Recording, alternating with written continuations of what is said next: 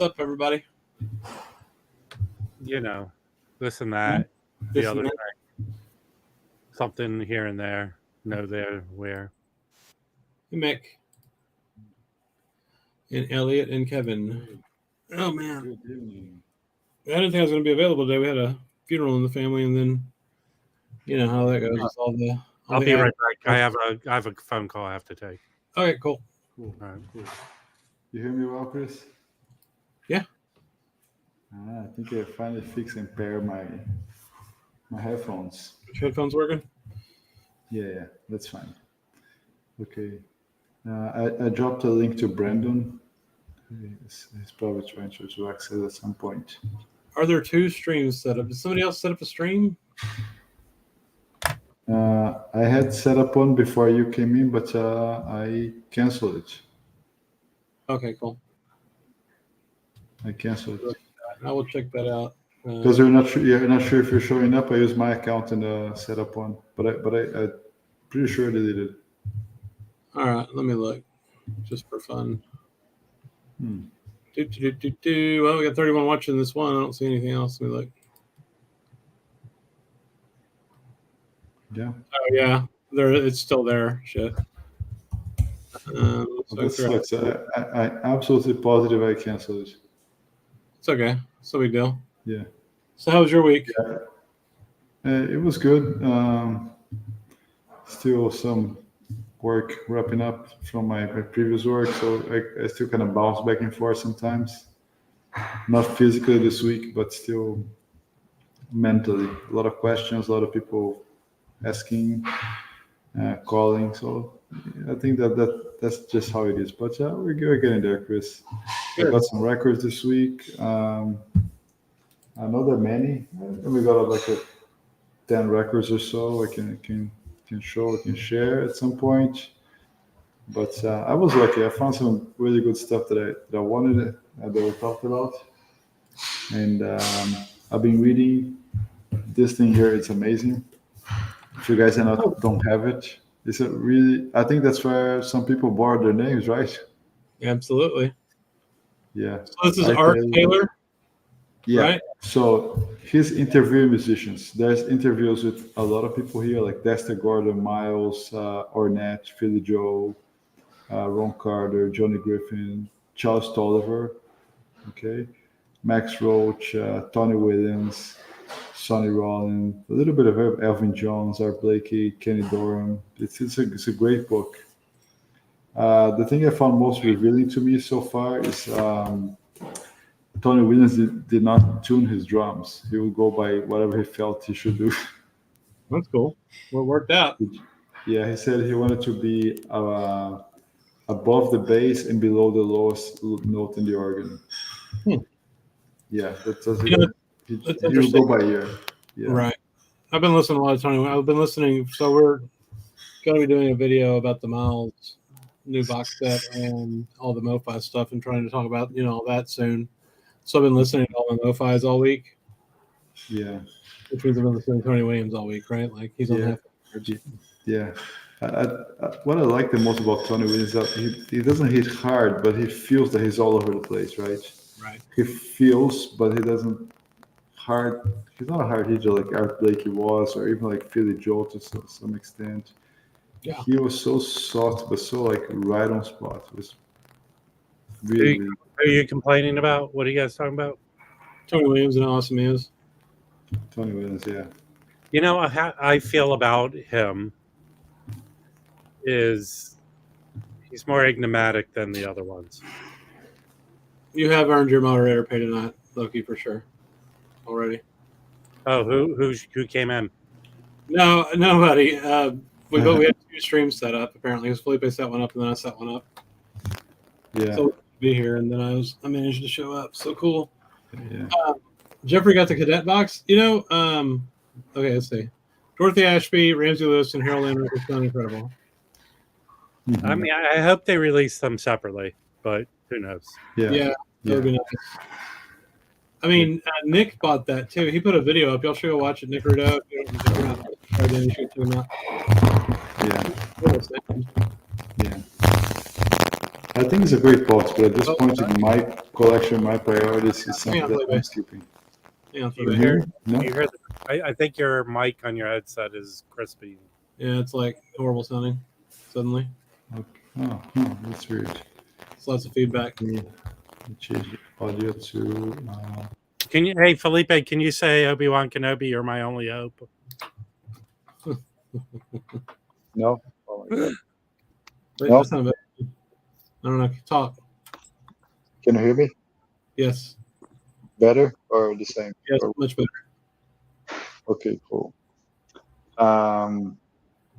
So the cadet is great, but I think in terms of my priorities or what I want to do for this year, I think I don't want to spend my money on that end.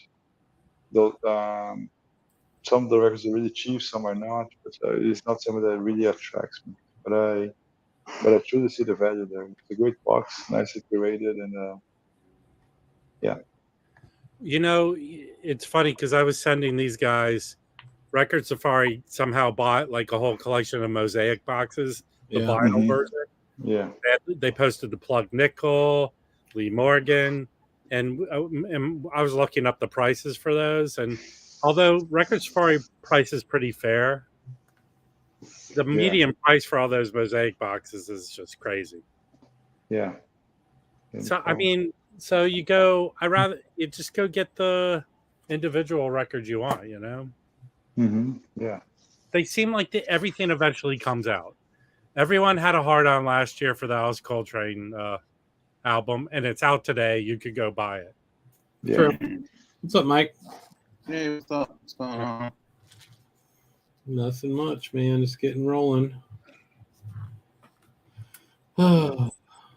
Yes, it's one of those nights. It is one of those nights, man. It was hey Mike, it was a very crazy week for me because our coach left, and then with a wink of the eye, they got a good coach. They got the guy who beat UVA, UMBC. They got that. Okay. Yeah. Okay, Lucky. I'm sorry. Okay, Lucky. You played Mount 4 on the card, but you got to play a record. One said slit her wrist, and the other said the keyboard. Now, Loki, how do you play a vinyl album in your car? You've seen a picture of Muhammad Ali playing 45s in his car, haven't you? Yeah.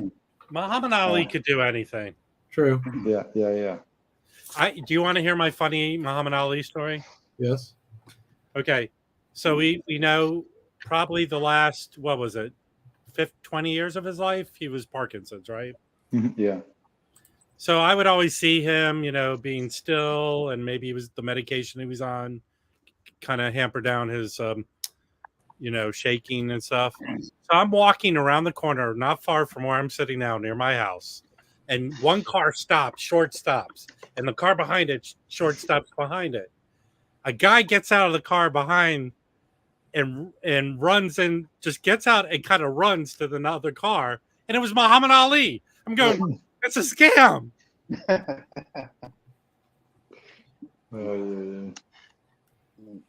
Was George Costanza's mother in the car when they short stopped?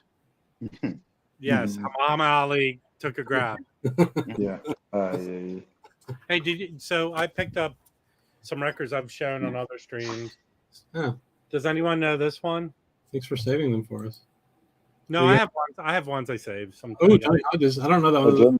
That's cool. Interesting title. Hey, Matthew. It's called Creamy. Creamy.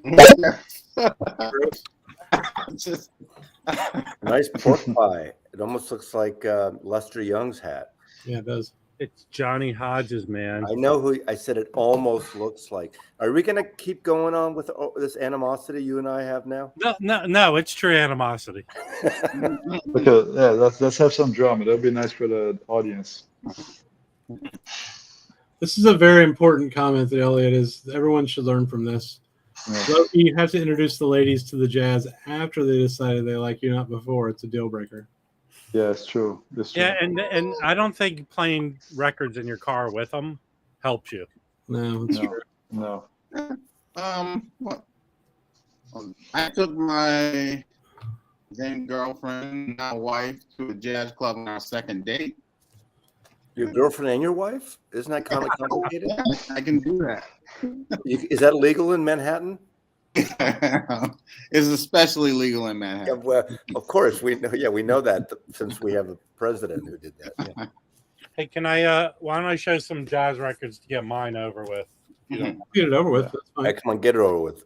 So I picked this up today. Hello, Joe. Hey, Joe. Nice Muse record. This is Yeah. killer.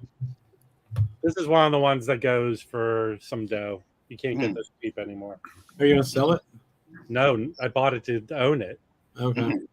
But Mazzy, you listened to you listened to all the Record Store Day one? I did because I will not do a video without listening. I think that's unfortunate when people just show a record app before they even listen. Now you're creating drama that doesn't exist. I'm not saying you do it. I'm not talking about used records, but you know what I mean. If you're gonna, So what did you think of the whole listen? Because they dropped a song on Apple, and I listened. I liked it. Actually, I liked it a lot. I liked his piano playing in that because I only really know his, the black jazz stuff. I didn't really know, and this is mid '60s, and it was really good. He did 3 records for Muse, and I have 2 of them. Yeah, I've never heard of them. They're very good. This is outstanding. Yeah. And I got this. And I like that record. It's easy, it's cheap, but it's kind of kitschy. This is not a cheap record, by the way. Well, in fact, I just got one of those today in this guy's collection. Right. It's go look at what it goes for on Discogs. Really? And yes. I like the record. It's kind of a record of its time. I feel it's slightly cheesy. I Yeah. mean, But see, I like that kind of like when everyone's jumping in the raga thing in the late '60s. I mean, he does paint it black on here. And Yeah, I know like, I know the record really well, actually. But other people don't. Are you getting into it with? It is. It's definitely a record of its time, but I like that stuff. Yeah, I mean, I have some of his records, and they're outstanding. This should have been a Verve record than an Impulse record. You know what I mean? There's plenty of weird shit on Impulse too, though. Or fantasy. No, like the Verves are more. This is not a weird record. It feels more mainstreamy. That's what. Okay. Yeah, well, a lot of his records are, but I like them. I like them. You'll get that. Yeah. So that won an award, huh? That's a comp of a bunch of poll winners. Yeah. I just realized today, going through this guy's collection, how many fucking records Dave Brubeck has put out. Jesus Christ! Well, he was a hit guy, right? He is he must have 3,000 records on Columbia. You got here. This is. I'm not a big Stan Getz guy, but this is just Stan Getz, Chick Corea, and Stanley Clark. That's when he used that Dick Clark cream to make him look younger. Yeah. Oh, there we go. Okay. Is it any good? I just picked it up, so I have to clean and listen to it. I mean, I'm going to be listening to records till like crazy because it's Sunday. So. I got this in the collection. This is probably the most desirable. I haven't looked it up, but this. Oh yeah. Let's see. Oh yeah. The Japanese. It's a Japanese. That's my favorite record of his. Yeah, it's great. I mean, so Do this will you be have- in my next auction. Yeah, you have the Music Matters, obviously. Right? Yeah, I do. I love this record. It's a great record. I haven't heard one yet. Yeah. I have the 70s Van Gelder, and sounds awesome. That's a white label. It's really good. And I think the Van Gelder 7 is going for like $100 in average, from what I saw. Yeah. Yeah, I bought one before COVID. It was a white B, and it was $30. But then I was able to get. There was a collection that came in a few years ago at one of the local shops that had I think it was a 66 mono. So I picked that up, and that was a good one. But yeah, those 70s ones used to, even before COVID, right before COVID, you could get those for under $30, $35 for a lot of those. Yeah, I think that's how much I paid for my copy. It's great shape. I think it's like 30, 35. Yeah, I got mine recently for 30. I think they didn't realize what they had. Yeah, actually, there are two locals selling this exact same copy here. Everybody's asking for 100, and on Discogs, that's kind of how it's going now. Will that change when it comes out as a classic? I don't think so Yeah, because of the the collectability thing. Yep. So this is about $100 record now. Oh wow! Only available in Japan. Yeah. Oh yeah. And this is the Toshiba. The Toshibas are great. But the Kings are better than the Toshibas, right? It's mint. It's probably never been played. I think comparing Toshibas to Kings, the ones I have, I think they're equally silent. I'd say the Kings have a little bit more dynamics. I think they have a little more bass in the Toshibas, but But the Toshiba has one of the best series. I think they have the whole 5,000 series. The Toshiba pressed them as a 10-inch. Those are great. Hey. So tonight is the last night you can sign up for Vinyl Me Please and get those free record deals. Yeah. Mm-hmm. And I was waiting because I don't want the Odetta for the classic series, but I think they're sticking it to you. You have to do it. If you get the Odetta and you don't want it, I'll buy it from you. Okay. Then I'll sign up for the. I mean, for normal, no plus shipping or whatever, No, well, I'm going to stick it to you. $25, man. God damn. We used to be close friends. God, I'm going to start calling you the Wax 45.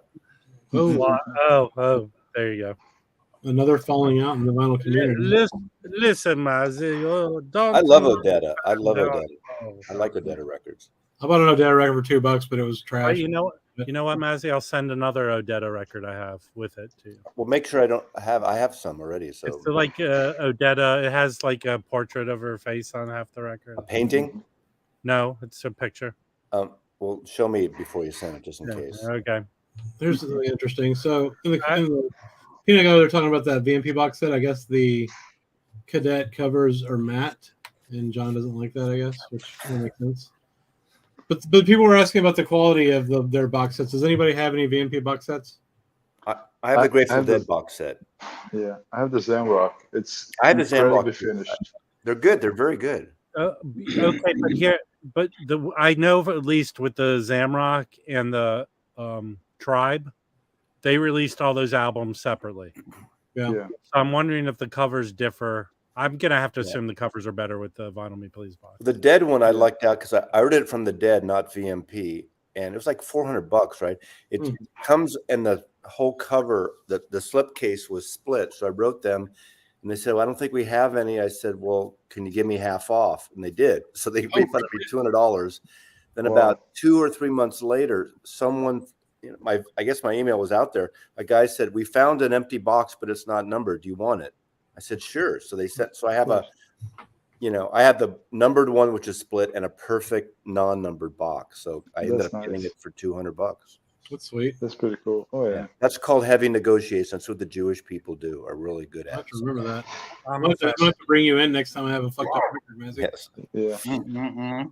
I'm going to negotiate people's worst records. You're going to regret fucking with me. Yeah. Speaking of which, that's how I got my Stones mono box, less than $300. Thank you so much, Rob. You got what did you get? You get the Stones box for less than $300. Because what was it, like a return or something? No, Rob. It's already $292. Rob said it on the stream this week. Oh, okay. Rob's a deal maker. Is he frozen? So I got it. Is he frozen or is he just pissed at me still? No, that's frozen.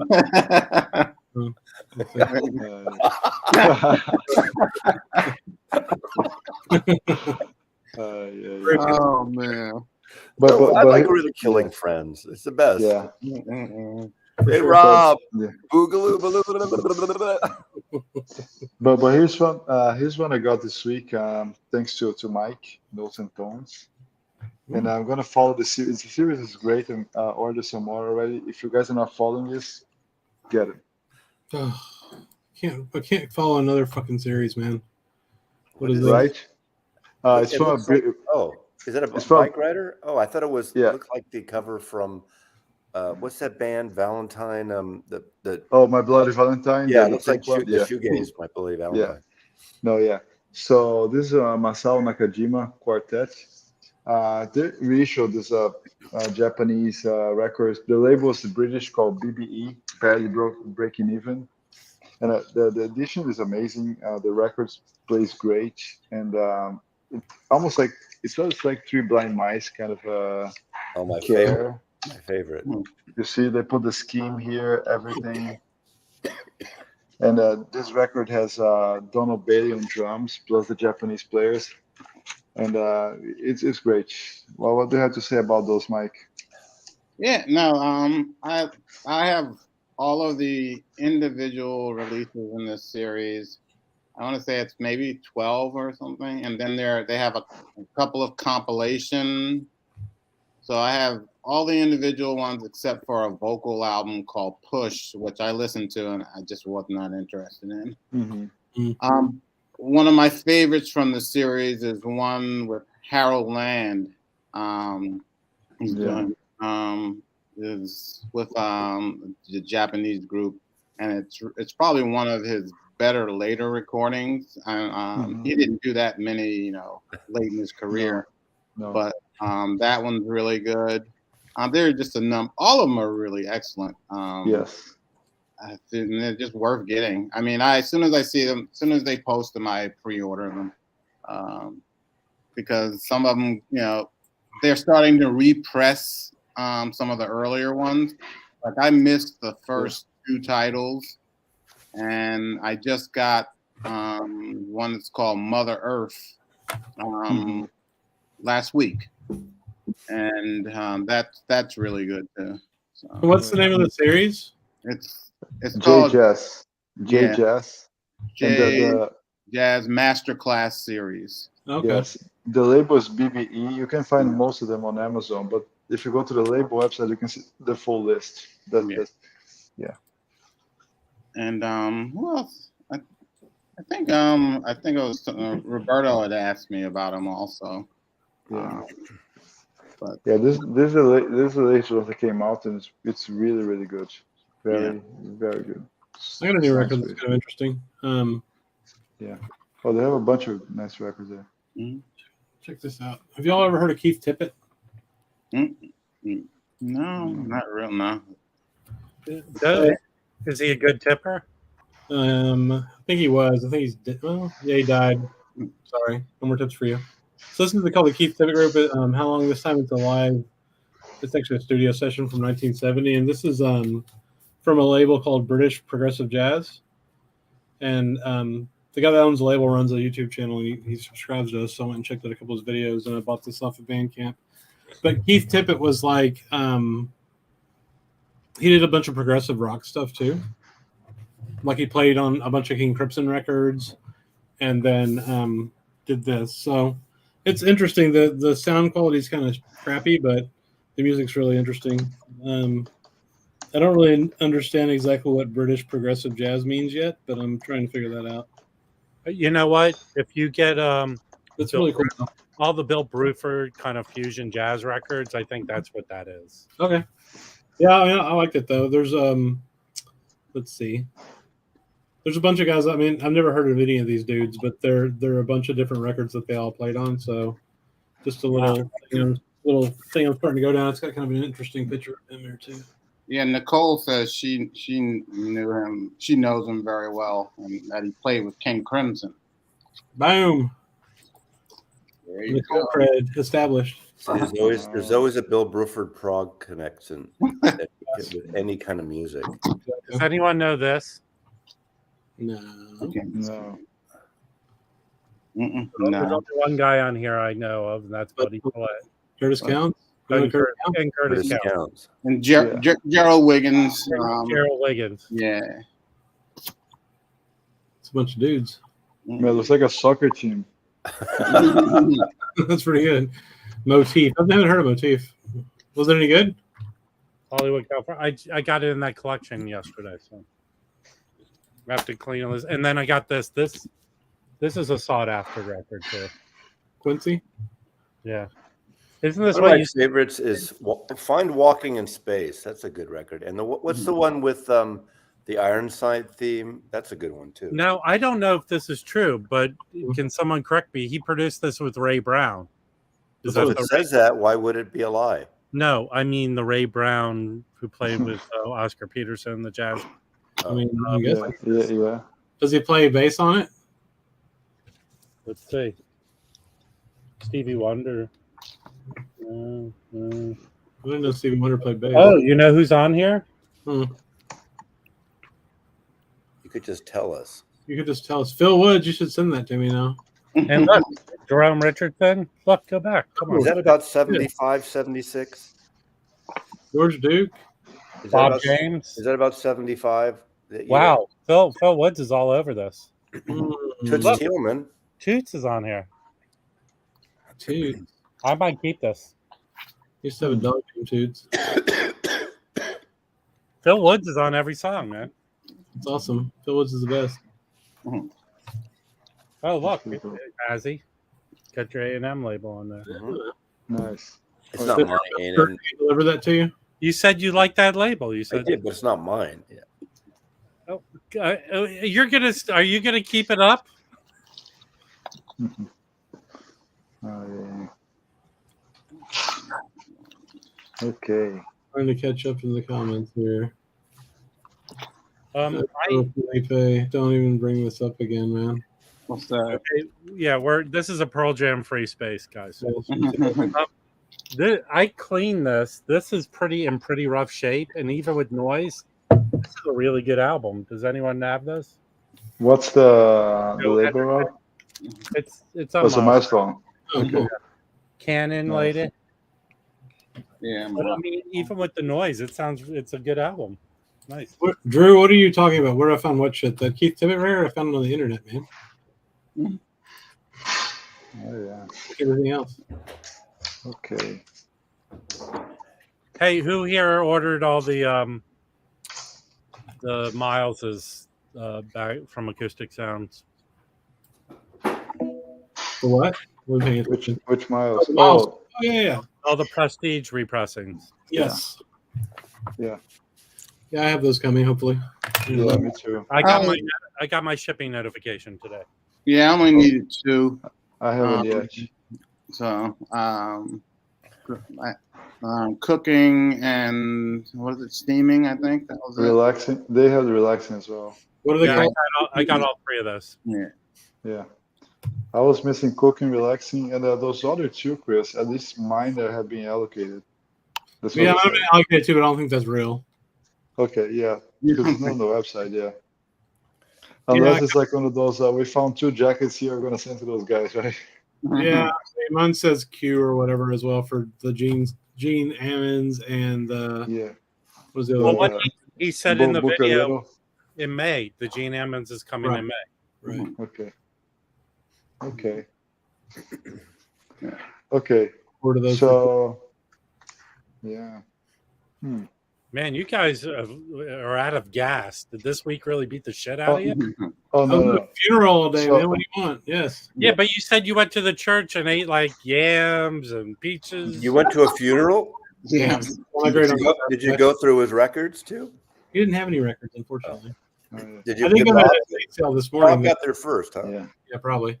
I went to a Yeah. state sale this morning. And they had like 500 records. I was super excited, and there was all like Mitch Miller and I don't know, gospel records and Yeah. trash of various sorts. Yeah, I went So- this morning to one and it had really good records, but they were selling them $8 a piece, and they were all worth $8. There were some ECMs and I got there and it was cash only, and I didn't bring enough cash. So I bought one record. You know what? That record sale I did at the record show, I did the table last week, and I only had 5 ECM records, and a Gary Peacock and a Keith Jarrett and a Pat Metheny, all 5 sold. Oh, yeah. For about what they go for, or For like $25 to $30. wow. Nice. Cool. Really? Yeah. Okay. On your auction? No, just people ask. I mean, a couple people someone bought 2, and I gave them, like they said, we'd take $5 off, and I did. Okay.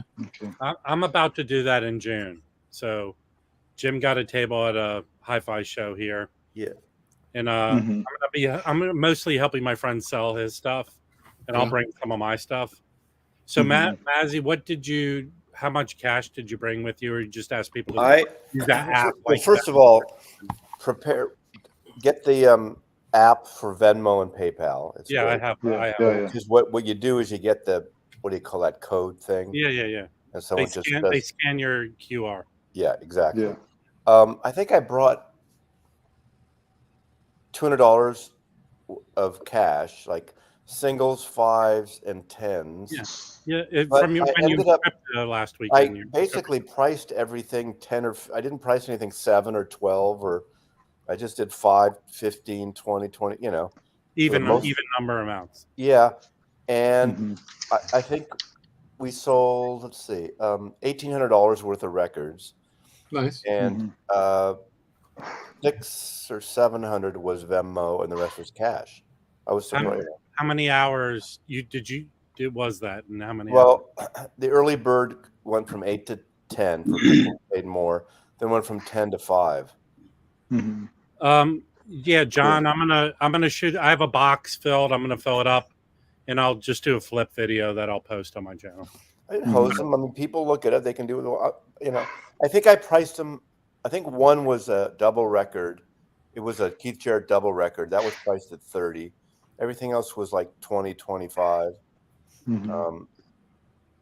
So I mean, they probably got a deal. I forgot. I mean, a lot of people who wanted 2 or more records, they asked me, and I said, sure. Yeah. If they're there and they're ready to spend, unless they're really kind of, like if it's $50 worth of stuff and they want to give you 25, no. And I said, well, if you do cash, I give them a better deal, What if their face looks like just makes you want to punch them in the face just by looking at them? There wasn't that many people, no punchable people this time. A lot of young people and a lot of women, which is really interesting. It's in the Armory, Seattle Armory at Seattle Center, where the monorail and where the Space Needle. There's like a food court there, so it's very it's a great place for a. Can you help us out, Chris, and tell us who has punchable faces, so we just know just who to not mention? Or it depends where you go about ECMs, I mean, just like in the vinyl community in general, or just anyone we might know that you think their face needs to be punched. I'm not that high. Reserve those. It's kind of like Chad's thing. How that when Chad did that ECM or that OJC video the other day, he said how prices are going up of OJCs. Yeah, I mean, it's like, I said this to the guys. He just seems to be like a little slow on the uptake with this stuff. I was like, dude, that OJC train sailed a while ago, and now you're just talking about it. Like, you're in the business, and you're a little slow. So can we call him 6 month Chad? We're still waiting for. We're still waiting for his. What he would say about it. Yeah. Right. No, don't say it, Felipe. It depends where you live too, in terms of ECM and all those kind of things. Seattle's not a cheap place compared to the rest of the country, or either is New York. Yeah. So speaking of ECM, there's a question that came a little earlier from Germans Sean, are better. From Sean about 70s jazz, and I posted on Instagram the Donald Byrd today. Got a lot of comments and people check. I think it would be cool to talk about it because it doesn't get that much appreciation of the 50s, 60s, and I think perhaps would be nice to talk about. Rightfully so. I don't like 70s, but that So album you're holding, Felipe. Yeah, I sent that music on vinyl is reissuing that. Exactly. When I woke up, I saw your post this morning. I said, man, I got to play this record again. Then I just posted. But this is a really cool one. Now, has Music on Vinyl ever issued a Blue Note before? I don't.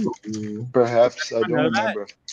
So, to me, there are 3 Donald Byrd records from the 70s that are really like quintessential.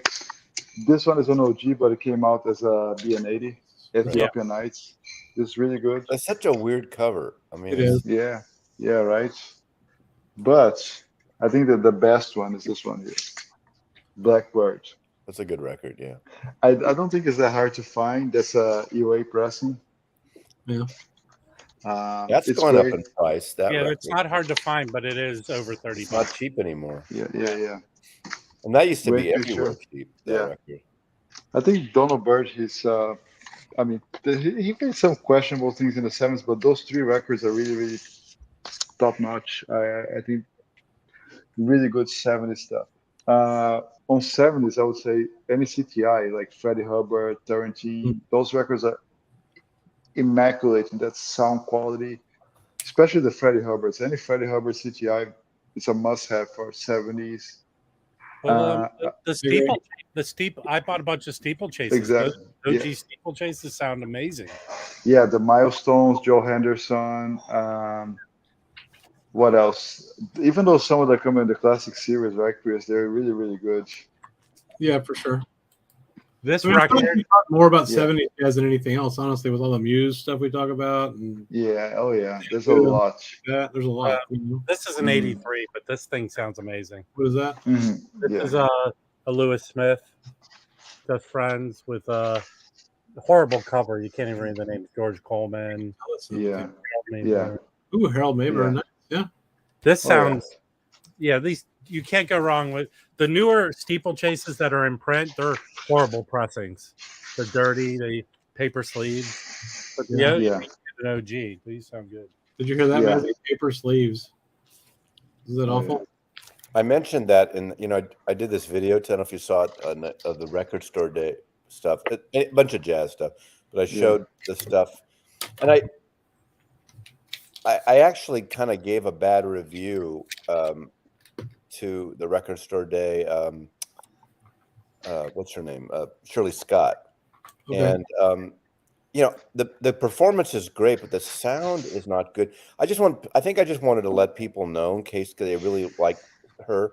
And I was really surprised that the trumpet was the sax was it George? Who was it again? I'm blanking out now. George Coleman. Well, yeah, George Coleman was way above the organ, which in a club, I understand that. But I mean, when you're expecting a Shirley Scott album, you'd think it'd be kind of in your face. I mean, some people don't like it in your face. In fact, there was one comment on that video said, "Oh, that makes me want to buy it more because I like her, but I don't like her in front," and that's cool too. The performance is fantastic, but that company, Reel to Reel, REAL, on the both those records they put out, and then it's those cheap ass paper sleeves, and I don't really care either way personally, but I don't even know how much these are selling for, but my guess is they're like $50-$60. And by that point, come on, right? Yeah. Well, I got this recently. This is what is Sonny Chirac. Oh yeah. I want that. Yeah. And this is the 45 RPM one, the one that was from the UK. It's on Hive Mind Records, and then there was like I think it was the same year, 2019. I don't know if it was like a Vinyl Me Please or something like that. Yeah. But that one was just a one disc 33. But I actually watched Mazzy's video not too long ago, just this afternoon, and he was mentioning something about the paper sleeves. And this I bought sealed last weekend. It was about $100 for it, and it was paper, and there's paper sleeves on it. And so it's just like, and that was why when I first started buying the classic series, when those first few came out, like the I think some of them were paper, right? Yeah, those first few months, Something Else, Cannonball Adderley. And it was just you pulled them out, and there was all these like shards, superficial marks, and even on this one, I pulled it out just brand new, and you could see under the light just these micro like abrasions in the vinyl, and it played perfectly fine.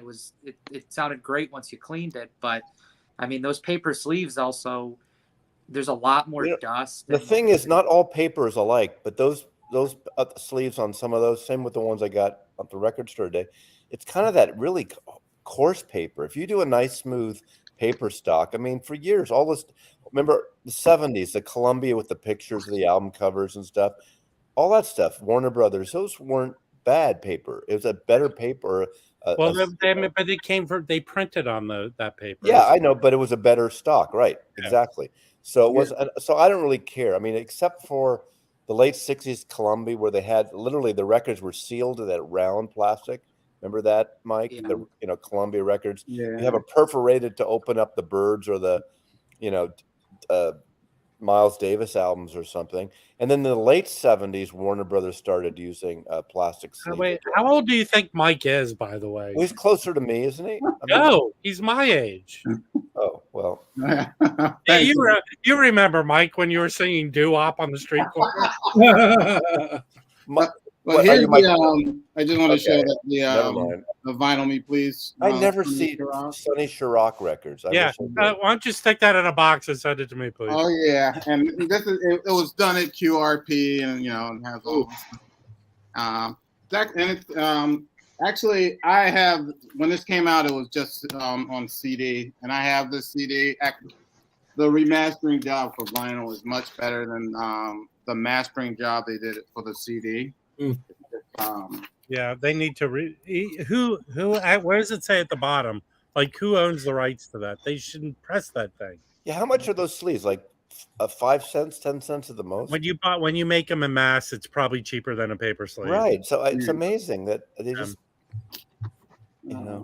Hey, well, this was originally released by Island Records, so come on, please. Yeah, it was from the 90s. It was like 1991 is when it was recorded. No, yeah. I stream that very often, and I would like to. Yeah, I talked about the come on, Universal. Universal is now, right? I really like the Bill Evans, the '60s Bill Evans, and I like the side with the orchestra a lot. I love that was a really great record. MPS one or the Record Store Day one? Oh, cool. The one in Denmark. Yeah. Oh yeah, I haven't watched your video yet. But did you review all the stuff on your video? I do the 5 Zev records, and they're funny. I get confused. They're all different labels. It's 2 Drag Detective.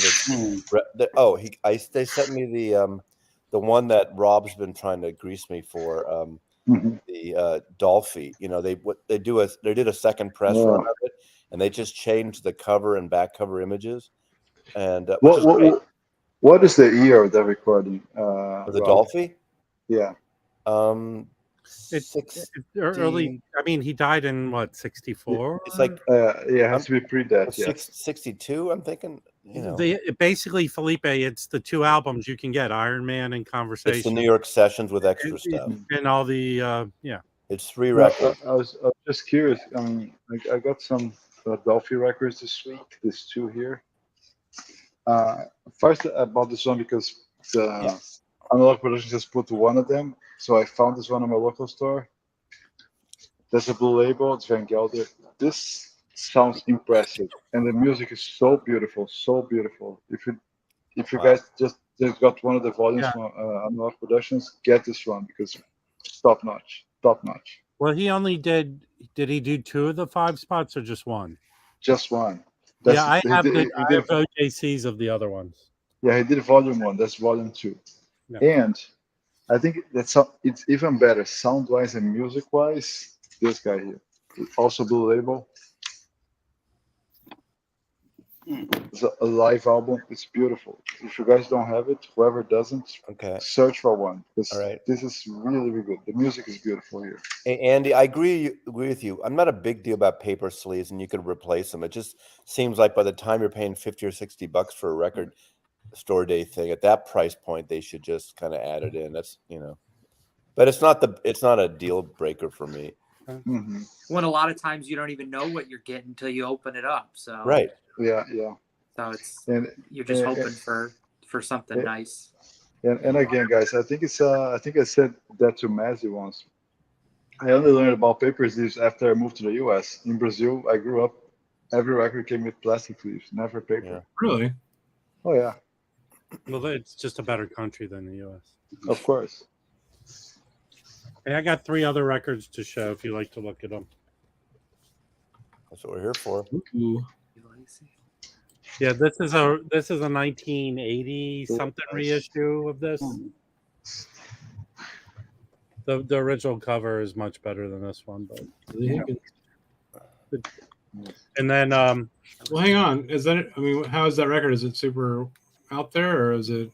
no, it's more not out there. No, Okay. it's all Chris. It's all just it's like standards. It's pretty much just playing standards from the. Oh, that's evident. Oh, okay, yeah. The Yeah, it's like cover. early. That's from like the early '60s. Yeah. That's Yeah, this is an OJC. Did I send you that one? No. No, Johnny did. Johnny did. All right, I had that was in the collection. Somebody bought that. And then this is a person I've talked about where someone yelled at me because the two albums I had were with Eddie Gomez and Monty Bodwig, who played with Bill Evans. So they sounded like Bill Evans to me.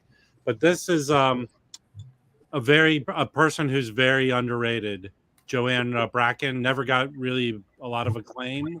I've never heard of her in my entire life, Rob. She is a jazz pianist. But look at this lineup on here with her. Oh wow. Yeah, she's got. I mean, she's got a good body of work. Yeah, I have some of her. I don't know, maybe 4 or 5 things on CD. So apparently, I read the bio. She used to work for Joe Henderson and his group. She was the pianist. This, people said, like, she wrote all the songs on here. They're very complicated, but everyone keeps up with her. But this is no money. Go do yourself a favor and pick this album up. Yeah. A lot of her stuff was on this label. Do you know this Tappan Zee label? That's Bob James's label. When I do that, people get pissed off that my fingers are on the record. Here you go, guys. I'm gonna clean it. Okay. Has anybody heard of Ian Carr's Nucleus, the jazz band? I did, but I never listened to, but I heard of. And somebody, I don't know, somewhere recently, I don't know if it was on YouTube. Somebody showed some Ian Carr stuff. I think. Yeah, that was. Yeah. I think Mike. It was the. I'm trying to think of what his name is. I just watched that video. He lives in New Zealand. James, is it James? James Butter. Yeah, James Butter. yeah. Showed. Yeah, he showed one. Yeah. Yeah. Nicole approves. Now, do you have this album, Nicole? Let us know. I have about 3 of her albums now. So, yeah, if I remember, yeah, I have no problem with that. Asking that. I guess I should ask people to send me questions if they want. I'll send them anything. I mean, I'm not going to be an asshole or something, but it was strange today, like, because they sent me those records free, and I didn't really give a good review of the that one album. But you're being honest. That's important. Yeah, exactly. Which, go to the territory. I brought some things out that surprised me, and I didn't, especially right after listening, or this last couple of weeks to the Lockjaw Davis and Shirley Scott stuff. I know they're different. Isn't that good? Isn't that? I love that. That's good. That's a great. I think the best box set so far. It's an unfair comparison, sure, because it's an archival or whatever, like a field recording, whatever you want to call it. But I got this record the other day. I'm really curious, like what he does. He seems to work with a bunch of different groups of producers, and they find different tapes. So I guess that takes.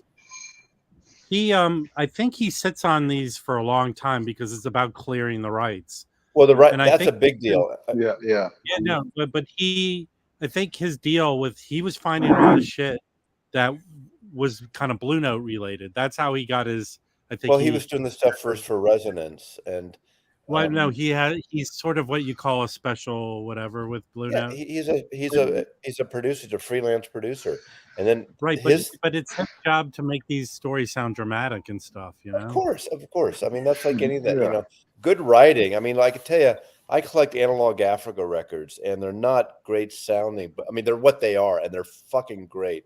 And half of it is the way that guy, the German guy, Ben, I forgot his name, who curates and puts those packages together, the way he writes the books and the essays and stuff, it's amazing. I mean, even something like Light in the Attic, they do those OBs and Numero Group, the OBs, man, they sell that shit, some weird ass shit, and they do these amazing stories behind it that I tell you, that sells records to some people. This is a different Lockjaw. The cover's kind of fucked up on it, but You put your coffee on it? What's going on? I did not. Yeah. Someone did that probably 30 years ago. Is that like a target for you, Chris? Oh, that's weird, Rob. Mansplaining kills the stream. What the fuck? I'm talking about that's Wait. That's a Whatever. Moodsville record? Yeah, it's Moonville 30. It's like Is a it in BG. green? I wanted to ask you all about this, Rob, specifically. Anybody Yeah. else that knows? So this came from a record store called the Disc Shop in DC. You ever heard of that? No. No, that had to be a long time ago, dude. Yeah, I think so. Oh yeah. I like this I kind of think details. that's where Richard Nixon got all his polka albums from. Yeah. I used to go in the store in Silver Spring, Rob. It's really good there. I think they still exist. I heard that guy's like a record Nazi. No? In what way? The store in Silver Spring, the guy's like a. No, am I wrong about that? Was it a good No, place to shop? no. It was a nice, yeah. Mark. So back exactly in right, 2010, Mark. but Yeah. a lot of cheap records. But that When stuff I you was- can't get. That Mulatu stuff you can't get in any other form. That's why it's so great. Where Shirley Scott, for instance, there's so many other options. I know it's different. If you're an all-in person on a certain artist, you want to get all these archival recordings. But it just if you don't have any Shirley Scott, I wouldn't say just because it's record store day, go for that. Then Yeah. No, It's if you don't have any Shirley Scott, get that Lockjaw box. That thing's nuts. It's like that Sonny Rollins one that came out a few years ago for Black Friday. The one, it was like a 3 LP. The first Holland. LP was the one in Holland. Yeah, it was like a great recording, like soundboard, whatever. And then the other two just did not sound great at all. The first record was a radio broadcast. Yeah. And it was just it was one of those things where like at the time I was trying to get more Sonny Rollins, and they discovered this new one that was in like the Netherlands or something. And I have that one. Just to have that is, but it's good. And I think that was why it was really nice to see. Chris, I don't mean to. You don't mean to I don't mean to freeze up on you, Chris, or Joe, or whoever. No. Timing.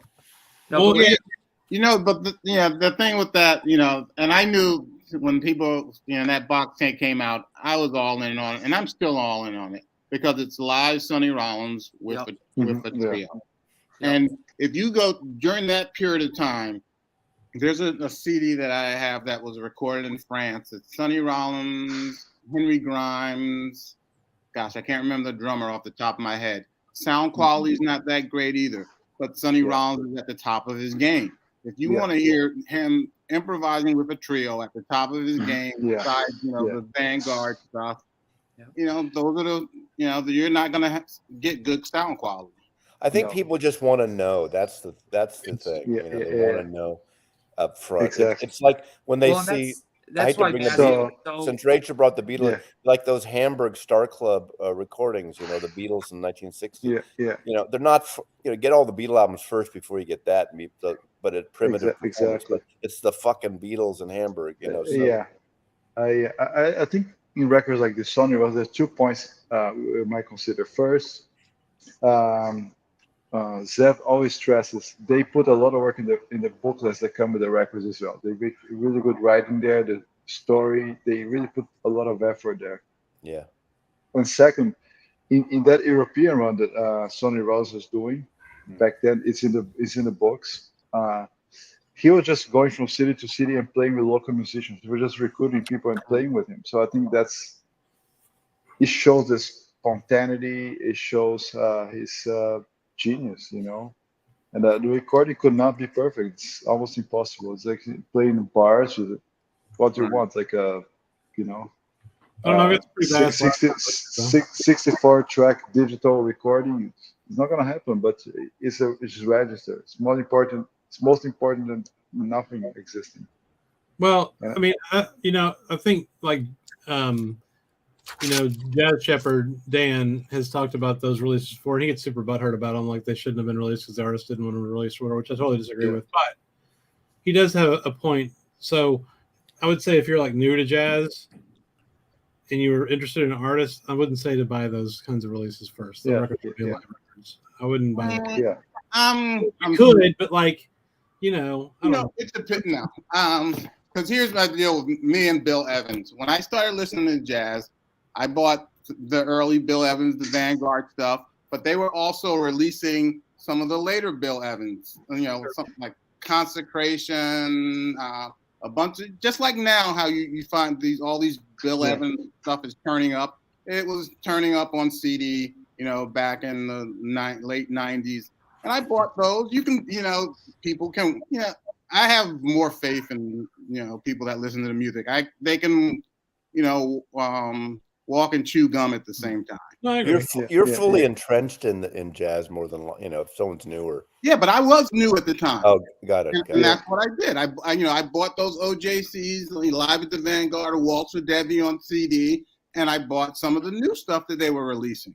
Yeah, I used to tease my friend Jazz Shit Brooks, Brooks, and because he'd always buy not jazz stuff, but in all these in rock, for instance. Well, I used to joke he always had the worst album from whatever artist. Like his only John Lennon album for years was Sometime in New York City, and he had the worst one record, the piece of shit record of whoever it was, and it was kind of a running joke for a long time. I just worry about people, that, all right, say, this artist, I gotta buy this stuff that people say is his best, and then they're just entrenched in a certain era. Yeah, never, just Eddie Lockjaw Davis is a good example. He did do stuff after the Cookbook album. Yeah. Yeah. Yeah, but at the same time, like these record store day releases are $50-$60, right? Yeah. I mean, I would say if someone's brand new to jazz, I would recommend they buy those OJCs over, one of the records that Zed puts out. Well, if you're new to jazz, go buy the Miles Davis box. Okay. No, do not buy that if you're new to jazz. That's the worst recommendation ever. Wait, no, spend as much money as you can. I mean, I did. That's what I. Well, in a way, justification. Spend it now because in 6 months, or a month, 3 years, you won't be able to get it. Maybe. Or it'll be more money. Maybe it's like. Everyone missed like Music Matters Jazz. Everyone wishes they bought Music Matters Jazz when they were just reasonable prices. Yeah, but Mazzy, okay, the Music Matters Jazz are the standard, but are the Tone Poets that much different? This OJC that's going to come out of the Miles record, it's going to be really good. Oh yeah, of course. Yeah. There's a certain. I feel like I was talking with Felipe. Okay, so. For me, like I sell records, and it's really a Sophie's choice thing to decide what to keep and what to sell because I have to pay for the stuff I bought. But my attitude is yesterday, I didn't have this record. I didn't even know about the record. So what changed in 24 hours now that I have it? Yeah. You can't be so married to stuff and so obsessed with stuff. It's not like listening to the music is that unattainable. And I don't want to be ridiculed. I love Apple Music. The lossless sounds great. I'm in LA. I'm in my car a lot. I'm going to listen to it there. Yep. So I always find that eventually, if I was meant to have a record, I will have that record. But I'm not I don't feel like fretting and the FOMO is worth the stress. You're doing is that your Kumbaya-esque approach, Rob? It's my Kumbaya. But all I'm saying is don't over stress about this shit. People. Oh, I totally agree with that. Yeah. It's not worth it. People get so upset about this stuff, their heads explode. I think I agree with you there. I absolutely agree. Yeah. So most of the record store day stuff is worth half what it costs when it comes out. Yeah, but they're small. They're not rolling rolling in dough, these companies that have put out this shit. Yeah. No, and I think if you go to look at buying a record for record store days, sometimes they'll be $100. Most of the time they're $15. Yeah. Right? Like if they made enough. I'd say Okay, but here's a good example. Yeah. They put out too many of these records. Go look on Discogs. These record stores are still sitting on these records. They're. Right. 3 months from now. So just wrapping this up. For $60, I think for someone new to jazz, if available, get a timeout from Chad. That's it. Hey, Loki, the Chet Baker's. How can it be sold out? It's not released yet. It's coming out on Record Store Day, and it's 3. Remember, it's 3 LPs. Someone said, "Oh, the Dolphy is $60, but it's 3 LPs." I think if it is $60, I think that's fair for 3 LPs. I thought it was more. I thought it was going to be more than that. Oh, I don't know. Someone said that. I don't know the price. Loki, a lot of the stores, the way their inventory works is they're not going to put it in the inventory on the online until it comes out. So it says sold out. Has Elliot been here for 3 weeks? What's going on, Elliot? A minute. What's up, Elliot? Hey, how's everybody doing? Good. How you doing? Talk about FOMO. That's Elliot Cruz. What's up? Sometimes I can get caught up in it with the best of them. And Chester too. What's up, Brandon? All right. Hey, Brandon. How's it going? But sometimes FOMO gets you some good records. That Art Pepper meets the Rhythm section. Yeah, that was definitely a FOMO buy by me. You mean the mono one? Yeah. The mono's gone. Yeah. And I'm glad I hopped on it because I really enjoy that album. Yeah. But the I bought great stuff because I thought I was going to miss out, and I wasn't really missing anything after all. Yeah. I feel like at least I do this to de-stress. It might not seem like I'm a de-stressed person, but I think you miss out on the fun of it. Mm-hmm. Miss out on the fun of all that shit. Yeah. I've like panic bought shit after Record Store Day when I didn't find a copy, and it was always stupid, always overpaid. So I don't do that anymore. That's what happened with last year with that Calvin Keys record. I don't know if any of you guys picked up that one that came out. It was supposed to come out in April, and it didn't come out till June, and then it actually wasn't even really on the June list. Like it was like some stores got it, some didn't. But then, as you just said, Chris, I bought. I was like, well, there's no stores around me that got it, so I went on Discogs and bought it for $45, and then 2 weeks later, the stores around me all got it, and it was like $30. Yeah, but it was like one of those things where like there was the inventory was just sitting in a warehouse somewhere, and it was nowhere to be found. But then there were some places like across the country that were like, oh, we got 8 copies of this in, and it was just like. Where the hell did those come from? I think that title was just a first title. It wasn't an exclusive title. It wasn't exclusive. Yeah, it didn't, because it was one that was originally, it came out in the 80s, and that was like a $150, $200 record. And it was. Yeah, but it's not. It's his new album blows that album away. What's his new album? Oh, it's called Blue Keys. It is a freaking awesome album, and it's like $17 on Amazon. Go get that album. It's actually vinyl. It's not like a CD or something. No, it's a vinyl. Okay. And it is. I think who's on there? Gary Bartz is on it. Yeah. That album, I'm telling you, Joe, it is killer. I'll check that out. Thanks. Yeah, I didn't know about that. Yeah, he's a great. I love Cesaria. Cesaria. I have like 6 of her CDs. Do those ever come out on vinyl? Not sure. They were like around in the 90s, early 2000s. Those are so good. I think those probably CDs only. Yeah, that would be it. Now I would buy a box of those. This is the Calvin Keys. Yeah, that's it. I stream it all the time. I haven't bought it yet. That album's awesome though.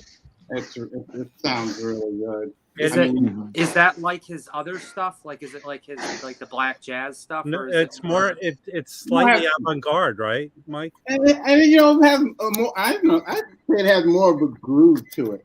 And Mike, when was that recorded? Last year. No. 20. I want to say. I believe it was recorded in 2018. But it was released last year, right? 2022. Okay, so it's new. Oh no! I'm telling you, new. It's $17 on Amazon. You're not losing anything by buying it. You're losing $17. But listen, you buy a lot of shitty records, Chris. This is also. I think this is all. This is on the same label. Another Calvin Keys. So I guess this is the label where he does recent. Felipe, what's happening in your house, buddy? Yeah, it seems like you have the militia in for dinner. What's going on over there? Exactly. It's loud as hell. That one and then this one too. This one I really like. This is really good. I think all three of those are cheap on Amazon. Yeah, they're really cheap. Yeah, and you know, I like cheap records. Hey, Mike, would you put it into like the soul jazz kind of category, like groovy soul jazz, or? It's a mixture. I wouldn't call it like straight up soul jazz. No, it's a mixture of a lot of stuff. Like on the last one I showed, he has a guy on turntables that's playing. He calls him a turntablist. Oh, cool. But you don't. It's not like it's not like scratching. I mean, I didn't even notice it really until I was like, oh, somebody's on turntables on here. It really it has a cohesive group feel. All of three of the recordings. I got a record I want to show everybody. See if y'all have heard of this. So this is called A Tribute to John Coltrane. It's on Columbia. Oh yeah. Ooh. And it's got it's got Wayne Shorter, Eddie Gomez, Jack DeJohnette, Dave Liebman, and then Richie Byrock. I don't know who his name is, but anyway. When was that recorded? This is a really badass record. 80, 89. Yeah, I think 1989. But it's all like Coltrane's more experimental stuff. So does anybody know this? You know this one, Brandon? There's a place that has it and I keep seeing it. Yeah. I think it was only $10 though. Yeah, you should pick it up. It's inexpensive, but I really enjoyed it. That's a great record. Dave Liebman is great. He has another album that he interprets some of John Coltrane's compositions, like impressions, and might even be like meditations as well. But it's a late 80s one. He's a great guy. I don't know, Mike, have you seen him? He lives in New York City. I've never seen him perform. He's a great musician. Yeah, he's he's a really good interpreter of Coltrane. I enjoy his work, and he's done some stuff with Joe Lovano that's really good too. I don't think any of it's available on vinyl, but it's really good. Mike, I think because Mike's probably eating some food, Joe. So. Oh Lord, what did Joe say? I didn't see it. Oh, he's making jokes. What's a major John Coltrane album that we don't ever talk about? I've got one in mind. I want to see if you can say. John Coltrane plays Peggy Lee. No one ever talks about that one. No, I mean really. I was listening to this one today, and I've never heard anybody talking about that album. Ascension. No, people talk about that. Oh, that. Coltrane. People talk about that. Oh, people talk about that. Yeah. Yeah, that's on Chad's series. Yeah. I just hadn't heard anybody saying much about it in a long time, and I think it's fair, actually, Elliot. I don't think people talk. I mean, everybody has it, but it's not like when we talk about Coltrane, we're talking about Soul Train, we're talking about Blue Train, and then I don't know. It just doesn't seem like that's one of the ones that comes up. I don't think it's not really an innovative Coltrane record, but it's really good. But it's pretty standard, so people don't. That's probably why I played it this afternoon and was thinking, I never play this. This is so good, Oh, it's absolutely. And probably, like you said, Brandon, because it's nothing. He's not exploring new bounds and things like that. It's. I think it fits into the more of the hard bop canon, and people are like, okay, well, it's a really good record. It does get its just desserts though. There are a lot of people that really like it, and it's a good one. Yeah, it was one. It was one of the first Coltrane recordings I purchased, and it has that great version of Tad Dameron's "Good Bait" on it. That's just fabulous. And there's definitely elements of innovative kind of horn playing for sure. Mm-hmm. I like that one in Giant Steps. Oh, I really like Giant Steps too. Yep. This is Elliot. This is a great one from his posthumous catalog. It's called Transition. The ABC. Yeah. Yeah, but that's hard. That's a little hard. Yeah, but it's if you're looking for but I mean you have to be able to define Coltrane in kind of two different places because if you're looking at it, his early stuff, his Atlantic, his Prestige, some even of his early Impulse stuff, then you've got his free jazz stuff in the late 60s. But I mean, for me, like for the longest time had a hard time getting into like even like a Love Supreme. But then now like that I've kind of dove into free jazz stuff like Ascension, which people have said is like a real abrasive, which it is, but like when you're listening to like Albert Eiler and stuff on ESP disc and things like that, like you find that your ears become a lot more used to hearing that kind of stuff. So Transition is more like post-bop modal. There is free jazz moments, but it's not honking and squeaking or anything like that. So I mean, but again, it just depends on what you are looking for with his catalog. I mean, if you're I mean, he had so many albums that came out after he died that were either just things that were back catalog from Prestige and Impulse, and especially Impulse. I mean, he had probably 8 or 10 records that came out in the 70s that he recorded from 65 to 67. So I'm not opposed to the more experimental or free jazz, but you're right. You really have to listen to some of it, or this is me. I shouldn't say you. For me, I have to really listen to some of it and just kind of absorb it and think to myself, you know, you can't limit the music to what you know and what you expect. And so it's hard to open up, but I try to some, but then after I've done that a while, I really like to get back to the, I guess the hard bop and even earlier stuff than that. So I can take it. I shouldn't say take it. I can appreciate it, and some of it I can enjoy. And the more I listen to, the more I stop analyzing it, I guess, and noticing things and start just absorbing it and enjoying it. And then it's back to Bill Monroe and Doc Watson. Yeah. But I do all that too, you know. I think that album Joe showed is Elliot is a little much, but that's but I think Joe Marina. Yeah, I think I hadn't listened to it in a while. There's that one Coltrane that's it might be my favorite that doesn't get that much attention, which is the Impulse Coltrane, not the Coltrane on Prestige from the 50s. The Impulse blue covered Coltrane. Is that a live recording? No, it's not. No? I don't think. If it is, it doesn't sound live. But that one's one of my favorites. It's the standard, you know, it's Garrison, Elvin Jones, and McCoy Tyner. It's just the standard quartet. And that record doesn't get that much. And it's not really that out there at all.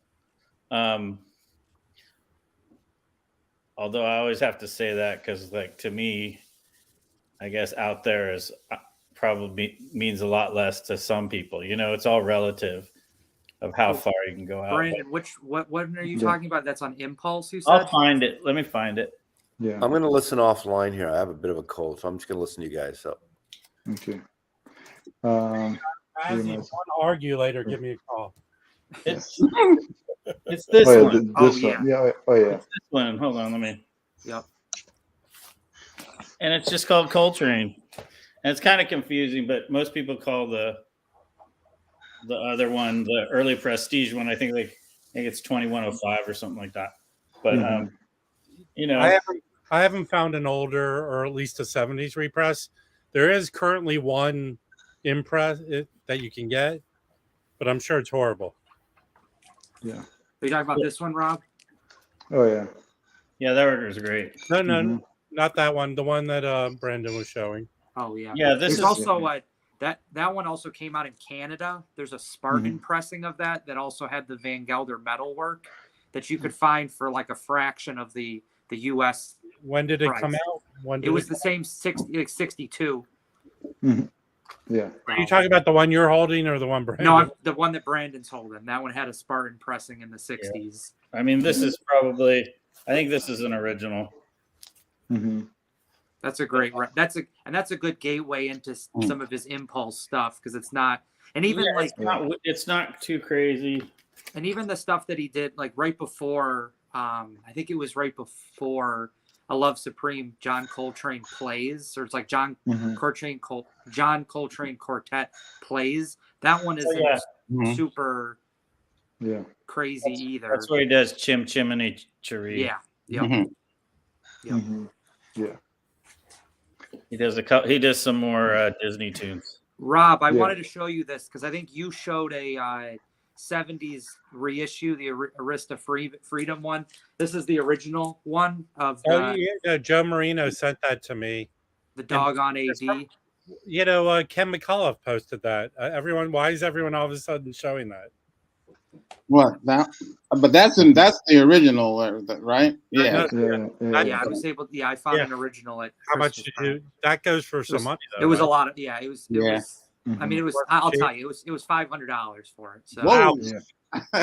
It was it was a lot. I think Joe Marino got mine for $8, but that's the Freedom one. But I mean, honestly, Rob, if I had found that Arista Freedom one, I would have bought that. It was just because I love those pressings are great. And there's no reason why I'd want to pay $500 when I could get it for $8. Yeah, but how many?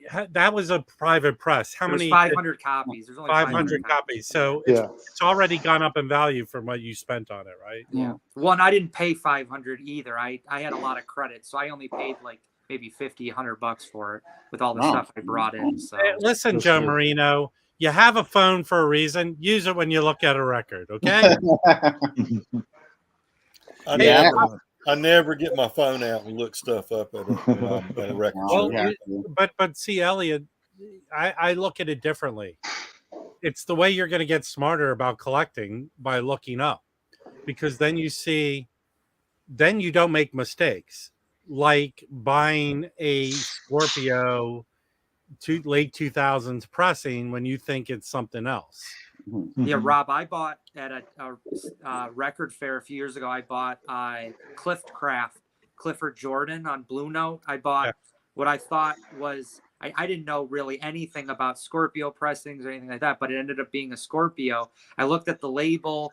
I can't remember if that one had something on the label or I don't think it did. I think it was just the back cover said the 304 Park Street or whatever the address is for the Scorpio, but I was convinced for the longest time that I had an original and I paid $18 and it's like a 4-figure price. You know what I mean? It was just, and then I realized that it was a Scorpio pressing from like 2006. So. Now, Elliot, I kind of liken it to the Karate Kid. You know, why are you having me paint this house? And then all of a sudden you go, whoop, boop, boop, boop, boop. I went out today shopping for records, Elliot, and it was like Karate Kid time where I go, wow, that's a 1973 press, and I didn't even look at the dead wax. I'm not trying to ruffle your feathers, Rob. Listen, Elliot, you're the only one who can ruffle my feathers. What I would normally do is I would look for a good price on a record, you know, like a, you know, $8, $12, $15, $20, and say, well, this could be a valuable record. It could be a $100 record. If I get my phone out and look it up while I'm in this little, you know, estate sale or antique shop or something, they're going to up the price on me. So I might buy it for, say, $12 and get home and look it up and be pleasantly surprised that it's a $50 record or $100 record instead of a $12 record. Well, no, but you can be stealth about it, Elliot. But I it's not like there's nothing stealth about me, Rob. I'm just no, there isn't. Well, like I picked this up. Here's another one I picked up. I forgot to show. Does anyone have this one? Oh yeah. I don't. How is that? I have to clean and listen to it, but picked it up. There's some odd. Is there like a flute on it? You got Bobby playing vibes. Isn't there vocals on it too? No, Manny Boyd playing. I think it's 76, but it's hard bop. It's like he's not being experimental on this. Manny Boyd is playing saxophone, James Leary bass, Eddie Marshall drums, and Larry Nash is playing acoustic and electric piano. Yeah, I think if I see that, if I see any Bobby Hutcherson's for a good price, I'm probably going to grab it. Yeah, this was $8. I picked it up. Yeah, no brainer. Yeah, it was a radio station copy. Well, that makes it even cooler. Yeah. Does anybody like Lou Tobacco? Who? I don't smoke tobacco. Lou Tobacco. He's a player. He's pretty good. He was married to the pianist, the Japanese pianist, for a good while. Gosh, I can't remember her name. I'm sure Nicole. I think I know who you're talking about. For a good while, you talking about good while for just general marriage, or you talking about musicians' marriage? Now I'm talking good while in terms of marriage. Because the musician's marriage, I saw this on somebody, a group the other day, that a couple that have a combo, and they said 14 years of marriage in the music business, the equivalent of 50, or something like that. They've been there.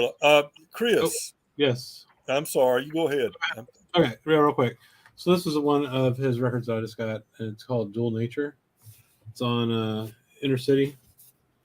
So he's playing flute on one side, and then the sax on the other. Really good record. That's a record I would say judge it by its cover. Come on, 3-piece suit. What's going on there? Yeah, man. He's keeping it classy. It's got him. It's got Don Friedman, Bob Dougherty on bass, and then Shelly Mann playing waterphone, drums, and bells. So yeah. What's a waterphone? I don't know. It's a phone you use in the water. Yeah. Hello. What were you going to ask, Elliot? Or what were you going to say? Yeah, you had asked last week. I did. You said we need to get Elliot on to give us an impression of those records I got at y'all sale. Yes. So I pulled 3 of them. I can. They're no. Well, one of them's not from the sale, but 2 of them. The Wayne Shorter, etc. Yes. Yeah, that's the one I sent you, right? This one, yeah. The 2 the only ones I bought were from you, Rob. It took me a while to warm up to this. I've listened to it maybe 3 or 4 times. The first listen, it just wasn't anything that stood out to me. But it took me about 3 listens, and I appreciate it more after about 3 listens. I really like Juju and what's the other one? There was like 3 or 4 that came right after. Speak No Evil. Came right after that. Do what? Speak No Evil. And Speak No Evil, I believe, was one of them. I like those better. Juju and Apple, Adam's Apple. Yeah. And Speak No Evil. I like those better than I do that, but I think the more I listen to it, the more I like it. And of course, this, and I remember, you talk about FOMO.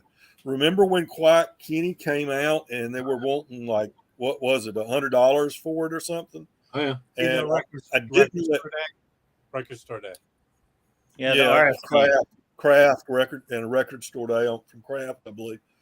I'm glad. I like this. I really do like this original jazz classics version. Just as Rob told me when he put it up. And one thing I'll say about Rob, when he auctions a record, he listens to the records first, and he says if there's anything in it. There's a little surface noise, especially on side 1, but it really, after the initial listen, it's pretty easy to block it out and just hear the music.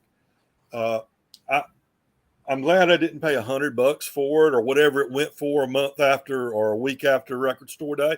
Mm-hmm. But I really like this. I don't know how much better would me buying that craft audiophile copy of this be compared to listening to this.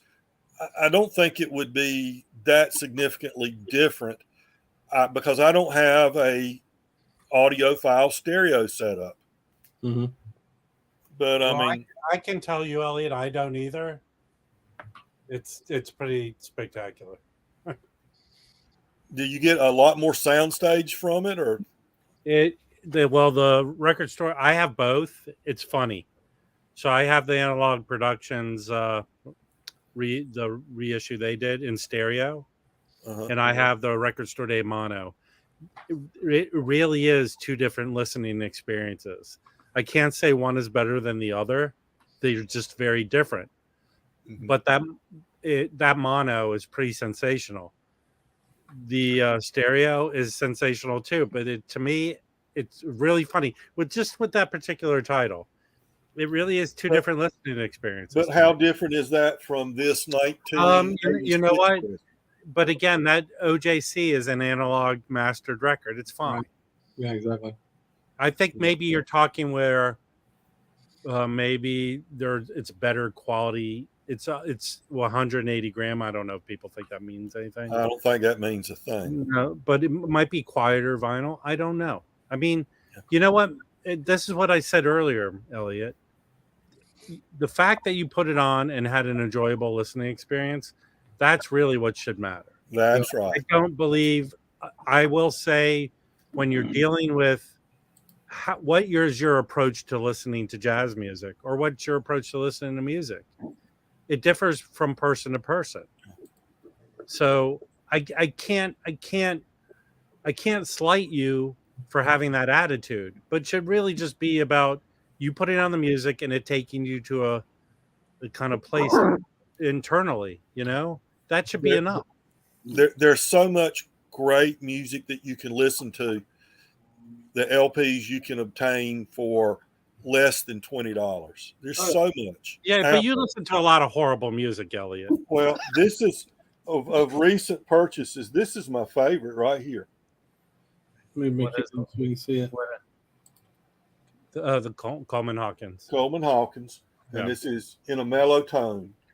The Prestige collection, and man, if it's about the musicians and the music, this is just it blows me away. I mean, it is just beautiful music. No other way to put it. Absolutely. And that's all I got to say about that. Hey, is there a way to take Charles's comment and put it on a T-shirt and print up like 1,000? Who? Charles's words, room music. Okay. Rob is right. If you enjoy the music, that's all that matters. We can't all afford $40 records. Right? Here's a good record I got last weekend. That's super cheap that I enjoyed. It's like probably a $2 record, but it's Basie's band in Sweden. Cool cover too. Oh yeah. And it says featuring Louis Belson on drums because their drummer got sick or didn't make it or something. He showed up at the last second. Yeah, Louis Belson's a big amusement park guy, so he was just hanging out at the park. He was up on the wall, just waiting for him to show up. He likes to almost throw up every day. Yeah, I mean, to your point, Elliot, there's a ton of good stuff. This is this is like a 57 or something roulette. See, you know what? I'm gonna send when you get another record from me, Elliot, I'll send you some records that you should just fall in love with. Sounds good, bro. Sounds good. I was having a disappointing experience with Discogs this week. Uh-oh, what happened? Well, I've been picking up slightly off topic, picking up some classic bluegrass and newgrass for $8-10 records, but throwing in when I'm always trying to save money on the shipping, of course. So if they're offering, $6 unlimited shipping or something like that, I'll buy a few more records. And I've been trying to get. There was a particular record that they emailed. They sent me, messaged me back and said, "Sorry, we can't find this particular record. If you want to pick something else." So I went through their listings. They didn't have anything in the bluegrass realm, and so I went over to the jazz, and they had an excellent jazz record on that it was Oscar Peterson and Joe Pass doing Porgy and Bess. And so I said, just give me that one. And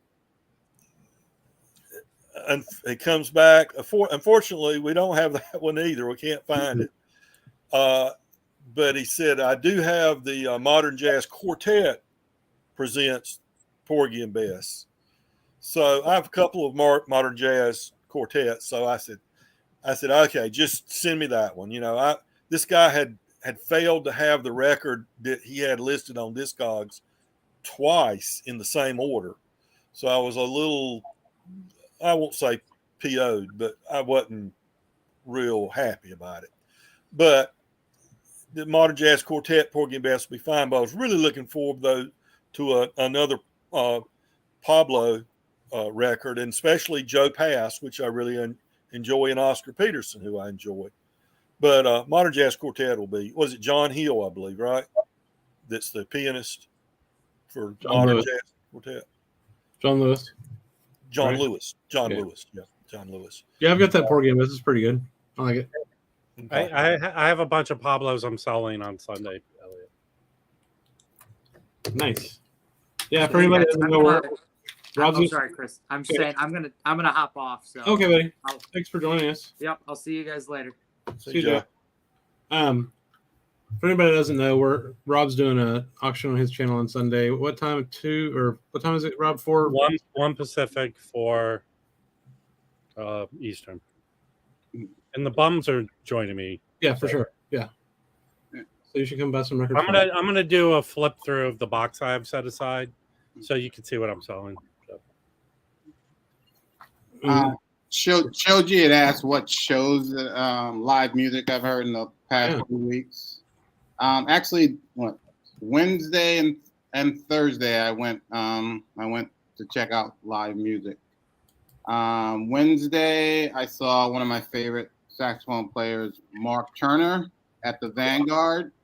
Nice. And I'll just show like two of the out because this is his first one from '93. I've shown this before. Yeah. And this is his most recent one on ECM, and I'm showing them because I got both of them signed by him. Wow. And it was funny when I was talking to him. I asked him to sign. He goes, "You want me to sign this?" And then he goes, "You want me to sign the cover?" And I said, "Yeah." And he goes, "Okay, I'll sign underneath the important guys." And he's talking about Brad Meldon and those guys. He was pretty funny. The hand. So people don't know he kind of almost chopped his hand off, right? Yeah, a lot of people, that's the only reason they know about him, because he had a little accident doing some stuff in his basement, and he almost cut his hand, some couple of digits off. Oh gosh. And luckily, they were able to, save them, and then he did rehab, and he's back to playing. And it wasn't his group, but the guy that he played with, the bassist Joe Martin, they play together all the time. Actually, Joe Martin's on the this ECM recording. What is the better of the two records, Mike? Oh gosh, they're like night and day. Oh, this is his first recording from the '90s. Right. No, I know, but if I buy one of those records, I would say you might like this better. But I think this is a great record. I remember when it came out, there used to be a store in the city called J&R Music World, And when that CD came out, you know, we would all hang out down there, and that's all we were talking about was Mark Turner and Yam Yam. It's just like it set the world. I mean, like among hardcore jazz people, it set the world on fire when it came out.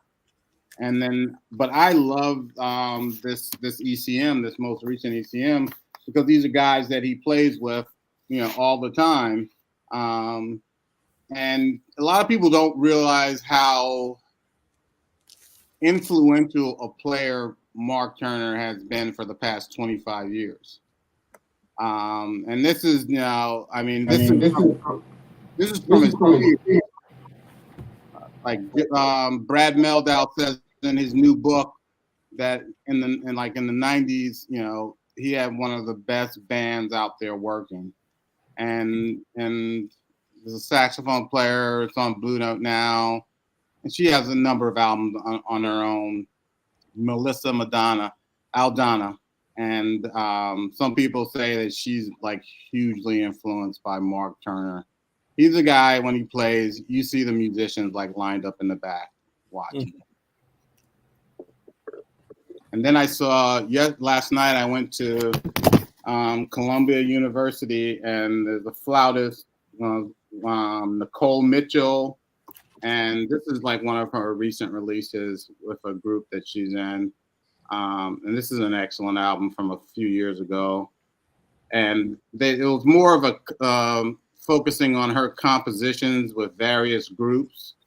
But that was a really good show. And they had like a really good like artists, you know, talk between the sets. And it was really good to hear, you know, somebody talk about the creative process. And she was talking about like intuitive intelligence and how that works in performing. And that was pretty cool. But Words and Music, Words Ruin Music wants to know what happened to JNR. I think they overexpanded, and you know, and then they just, you know, they tried to compete. They tried to compete, I think, online with like Best Buy and stuff. You know? Yeah, because like they were located right across from City Hall, and they had you know, like a couple of stores. Then they took over like the buildings in between their like jazz store and popular music store. Then they built another building to do like computers and all that stuff. And you know, they basically ended up going bankrupt. Mm-hmm. But it was a great place to, they really promoted jazz, and they had like knowledgeable people. The guy that does, if you ever go to the Louis Armstrong House in Queens, the guy that's sort of in charge of that, this guy Harland, he used to work there in the 90s. Oh, wow. in the jazz section. And he's a really knowledgeable guy. And they would have really good performances there. The first time I saw George Coleman was at a promotional thing that they had in the jazz section at JNR, and it was cool. It was in a way it was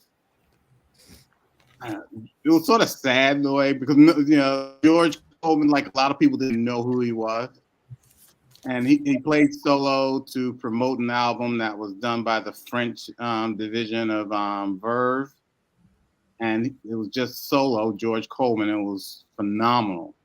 You know, he played, a few people clapped, and he packed up his horn and left. It's like, God, people don't even know what you just witnessed. He was at the Vanguard, I think, a couple of weeks ago, wasn't he? He usually plays like Smoke Jazz Club. Okay. Which I was actually at Smoke last Friday. Yeah, because my friend from Miami came up.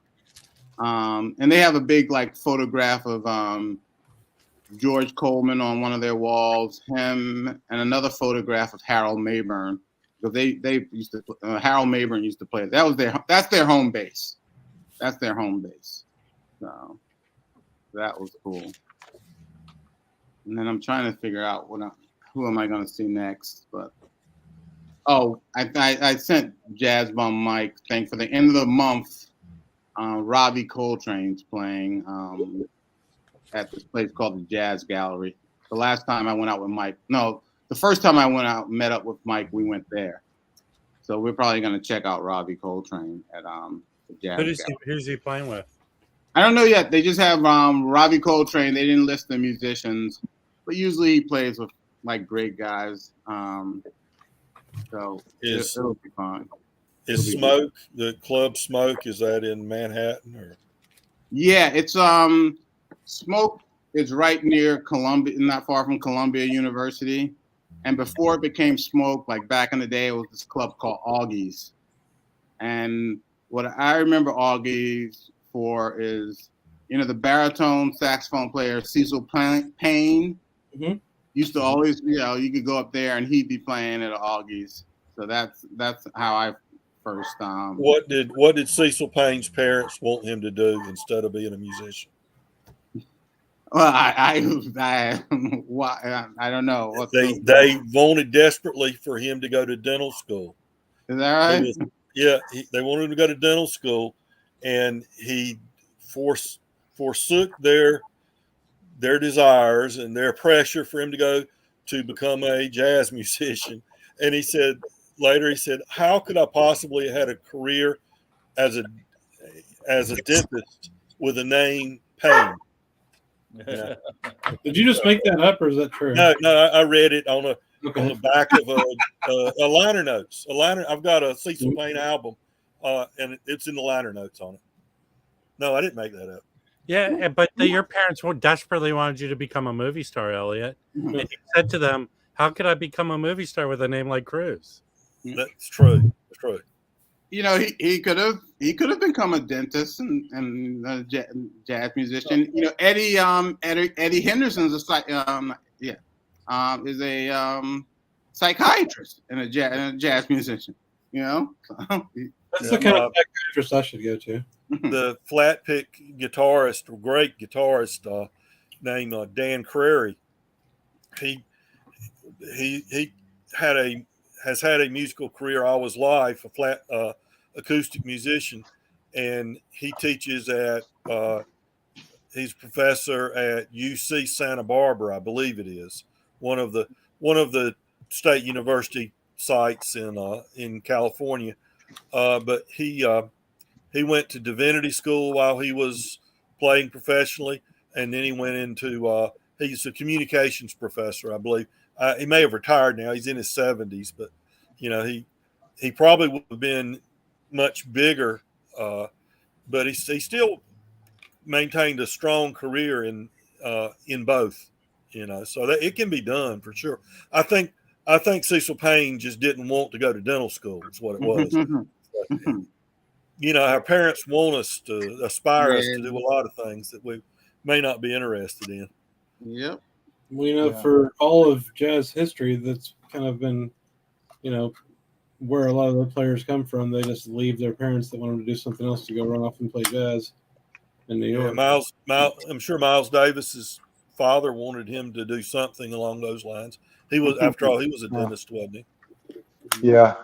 So that was a cool story. So actually, Miles went to Juilliard. He quit Juilliard. Right, and when he told his father he quit Juilliard, he wanted to be a professional musician. He just told, don't imitate anybody, be yourself. Yeah, that's pretty cool. Now, what did your parents want you to become, Felipe? We should ask jazz musician. Yeah. I don't know, Rob. I don't know. Well, it's kind of fun. Everybody. In my home, everybody went to a different direction. My parents do something totally different from what I do. My sister does, it's crazy. But this is a sad comment. My parents just wanted me to be happy. I showed them. Okay, so let me just show a couple of things that I found this week. I'm sorry, I went to grab a bite. I missed the end of the Coltrane discussion. I just got this one here. It's going to go on auction this weekend. Elliot, if you want to listen to something that's so crazy, Yeah, listen to that album. that one. Yeah. Actually, I think I've got that one, or I may just have the At the Vanguard. No, At the Vanguard makes that like at the Vanguard's like top 40. Yeah. That album. Yeah, that's the one. It's a Just hard going on auction. Yeah.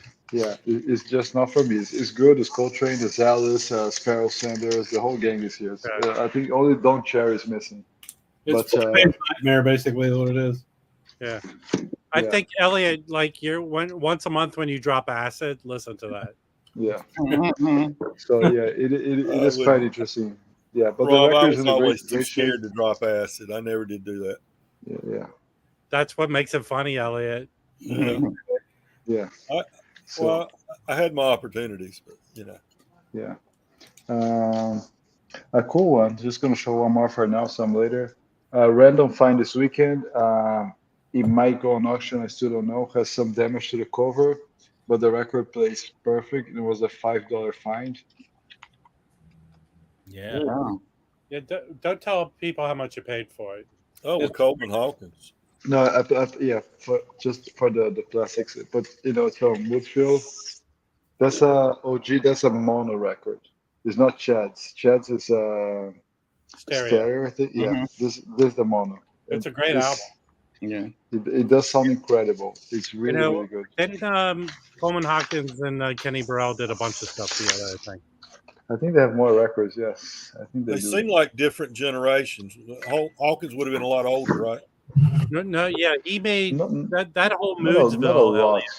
Yeah. But I believe the Moodsville was designed to bring older musicians come back, give them a place to record. Yeah. Right. So it was like Coleman Hawkins and who else did Moodsville? So, older people. Yeah. I was just listening to this afternoon. Oh, that's great. And this one is the 73 reissue, but I've got the 2019 reissue as well. This is the black BN, the blue with the black letter. Yeah. Is it Van Gelder and the Dead Wax, Elliot? I don't really remember, to be honest with you. It probably says it on here. Yeah. But I don't ever do A/B comparisons. I don't know if the 2019 pressing is. It probably is a Kevin Gray or somebody did it, but I don't know who did this one. But it sounds darn. Both of them are very good plus, close to near mint. I mean, if people on Discogs would sell them as near mint, I'm sure. But, I don't just one of those. Cool. I just wanted to address two questions, Chris, from Joe G. There's a lot to be read about Miles and about all this period. I think Mike has probably read a lot about it as well. 3 books that I recently read, which this is Miles, his autobiography. It's nice. I mean, it's an autobiography, so it's not like 100% unbiased, but it's right. But it's quite humorous. But he's a funny guy to just grab the stories from. It's just great, And then you can read other things and make yourself a judgment. This is from Mike's favorite author, Ashley Kahn, Kind of Blue. Yeah, I have that. This is a good record. It goes in detail about the making of the record, the idea, the after the record. Is a really good one to read. Kind of Blue. Yeah, and another one that's simple reading. You can read this book in like 2 or 3 days. Herbie's. He talks a lot about his period of Miles in the 60s. I think it's a really good book to read, and it's very easy to read, very accessible, and he tells some great stories about his times with Miles. Like when they went there to record Miles in the Sky, Miles comes to him in the studio and says, "Herbie, just play with your right hand, don't use your left hand." or the next record, please use electric, or don't play some chords, and this kind of stories are pretty interesting. But I think his book, you can start from there, read his book, and then get more. Yeah. And this is the book. Here's something. This is the book that I was telling them about. This is the John Zoet. So What? Yeah. Which I think is probably the best biography of Miles. It's probably maybe the most current one. And there's another one. It was actually it might have been the first biography of Miles that I read. It's called Milestones by this Canadian author Jack Chambers, and it originally was published in 2 separate volumes. And you can still find it, and now it's consolidated into 1 volume. Yeah. The reason I mentioned Milestones, when Miles put out his biography, and which was written with Quincy Troupe. Yeah, there was a plagiarism charge made against them, that they lifted passages directly from Quincy Troupe's biography. And and I know Stanley Crouch and the author of Milestones had made that, and Miles made this little pithy response. How can I plagiarize my own life story? Like, dude, when you look at page 148, and it's like the same exact passage almost. That's what plagiarism is. Yeah. Exactly. Well, here's something. I just finished that book, But Beautiful, about jazz. I showed it a couple of months ago on here. I'm a slow reader. But I just finished that book, and one of the things at the very end of the book that the author talks about is that the short life expectancy, the short lives so many great jazz musicians led. And he mentioned some of the great works from some of the artists, but he said if Miles Davis had died around the same time so many of these other great jazz artists passed away, all we would have of Miles Davis would be Birth of Cool. Just think about that. Think of all the work that came after that, that we have, and you look at so many others that died so young. So yes, just some more to show. I think someone commented about the Dexter Gordon book. Oh, that's great. I love that. Yeah, it's a great one. Dexter Gordon, Sophisticated Giant. I wrote it, and by Maxine Gordon. Some other cool ones that I just got. Have you done anyone yet? That is a really good book. That is a really good book. Really good book. Like that very dense reading. This one is the book that inspired the movie called Rob Me Night. Dance of the Infidels, The Life of Bud Powell. I mean, he had a miserable life. I mean, he had, he was subject. Wasn't he schizophrenic? Yeah, but he suffered shock therapy. They really messed up with him. Yeah. And then the whole the police brutality didn't help. No. Billy Club. No. Yeah, they did some of that to Bird as well, but still. Bessie Smith, a really good book on Bessie Smith. Another one. This kind of dark. It's really nice reading.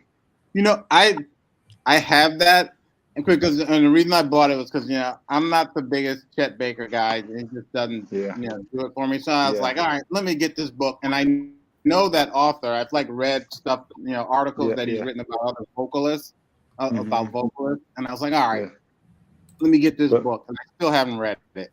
But it's dark and dense. And just on Miles, just to wrap up. I'm going to show this one again. Recommend the Notes and Tones. Yeah. Someone plagiarized that name. Yeah. Who could that So be? the interview with Miles. Miles is the second interview in the book, and he asked him, "So why do you box? Why do you like boxing?" He said, "Well, no, keeps me working out, keeps my stomach flat. It's good for playing and good for the ladies." There you go. Now, Felipe, can you show the Jazz Mad Libs? Did you get that one? No, That would be fun. no. I'd like to make a shameless plug for myself, if I could. Oh, good. Okay, I've got a video up. I just did it about 4 or 5 days ago. I've come on here and spoke, and I'm not going to speak again because I've kind of talked about her a lot on here. But Carol Sloan, so I've got the first 5 albums from Carol Sloan, and I did kind of a discography back story of her early career using those 5 albums with 5 different needle drops from each of the albums going up through the late 70s. Yeah. So it's her 2 Columbia records in '62, her Ben Webster live album with her and Ben Webster, and the one that she did without a label, she just did in '75 called Subway Tokens. Yeah. And Sophisticated Lady that they did in Japan in '77, I believe it was. So, and then she went on to record for Contemporary and Concord all the way through her 50s, 60s, and 70s into her 80s. She just died in January, and she has a live at the I forget the club, one of the clubs in New York, album from 2019 when she was 81 years old. Just an interesting life, and so a little history of her. So anybody watching that's interested in jazz, if you can tolerate listening to me for a while, this Carol Sloan little documentary I did. Awesome, man. And I talked so what you can do is you can reset it from normal to 1.5, and I'll sound like I'm talking at speed a lot of y'all talk at. Just when music comes on, go back to normal so you'll hear it the way it sounds, the way it's supposed to sound. So I have just a couple more. I bought this one after Brandon's recommendation. It's a photography book. Yeah, that's a great book. It's just, I mean, Lee Friedlander, right? It's has some amazing pictures here. Amazing. You know, and it's not an expensive record to get. It's a retail on the cover, of course, and I highly recommend. Look at Monk here in the back. This is a Brazilian only release, but for the folks who follow Brazilian music and know about her, there's an amazing picture book that also came out last year. I'm not sure if you can get on Amazon, but it's great. Great book. And for the audience, I'm going to show the last book that I read last week. Oh, cool. Did you get the Sunny book? Yes, I got it, but I haven't read it. It's downstairs. I haven't started yet. I'm about to start that one. I found a record in my collection that I didn't know I had and I hadn't listened to this week. Show this one. It's called the LA4, and the record's called Scores, I guess. It's contemporary from 1975. And so it's Lorenzo Almeida, Ray Brown, Bud Shank, and Shelly Manne. They did a bunch of records together, but this one, I guess, was recorded live at a summer festival. It's really good. It surprised me. I paid $1 for it. Has anybody heard any of their records together? Yeah, I have the East Wind. That was a direct recording. Oh, cool. Yeah, I mean, they sound amazing. And I like a lot of this it's like this kind of reminds me of a Pablo record, right? Because it's like a lot of these guys that have been around for a long time by the time they recorded this. Bud Shank had been recorded for 20 years, and Shelly Man, probably longer. And it's just neat to. There's a lot of that stuff on Contemporary actually, where Pablo, where you can hear these guys after they've been playing for decades. The last CD by Carol Sloan from 2019, it's live at Birdland. Is the recording CD? Nice. Mike, you mentioned earlier in the comments something about a Gato tribute. What's that about? It's a CD. Mm-hmm. I think I showed it on Rob's stream. Hold on, I'll grab it. Okay, yeah. Don't cross the streams. Yeah. Always cross the streams. I'll show 2 records while he's looking. Okay, cool. So, for some reason, when I went to Record Safari, they dropped all these jazz records for like nothing. Nice. This was like $3. Mintiness. This is awesome. So it's a live show at his Manhole, Shelly Manhole, and it's got Frank Strozer. I have a solo album by him, or a lead album. Conti Coletti, Rush Monty Bubweg.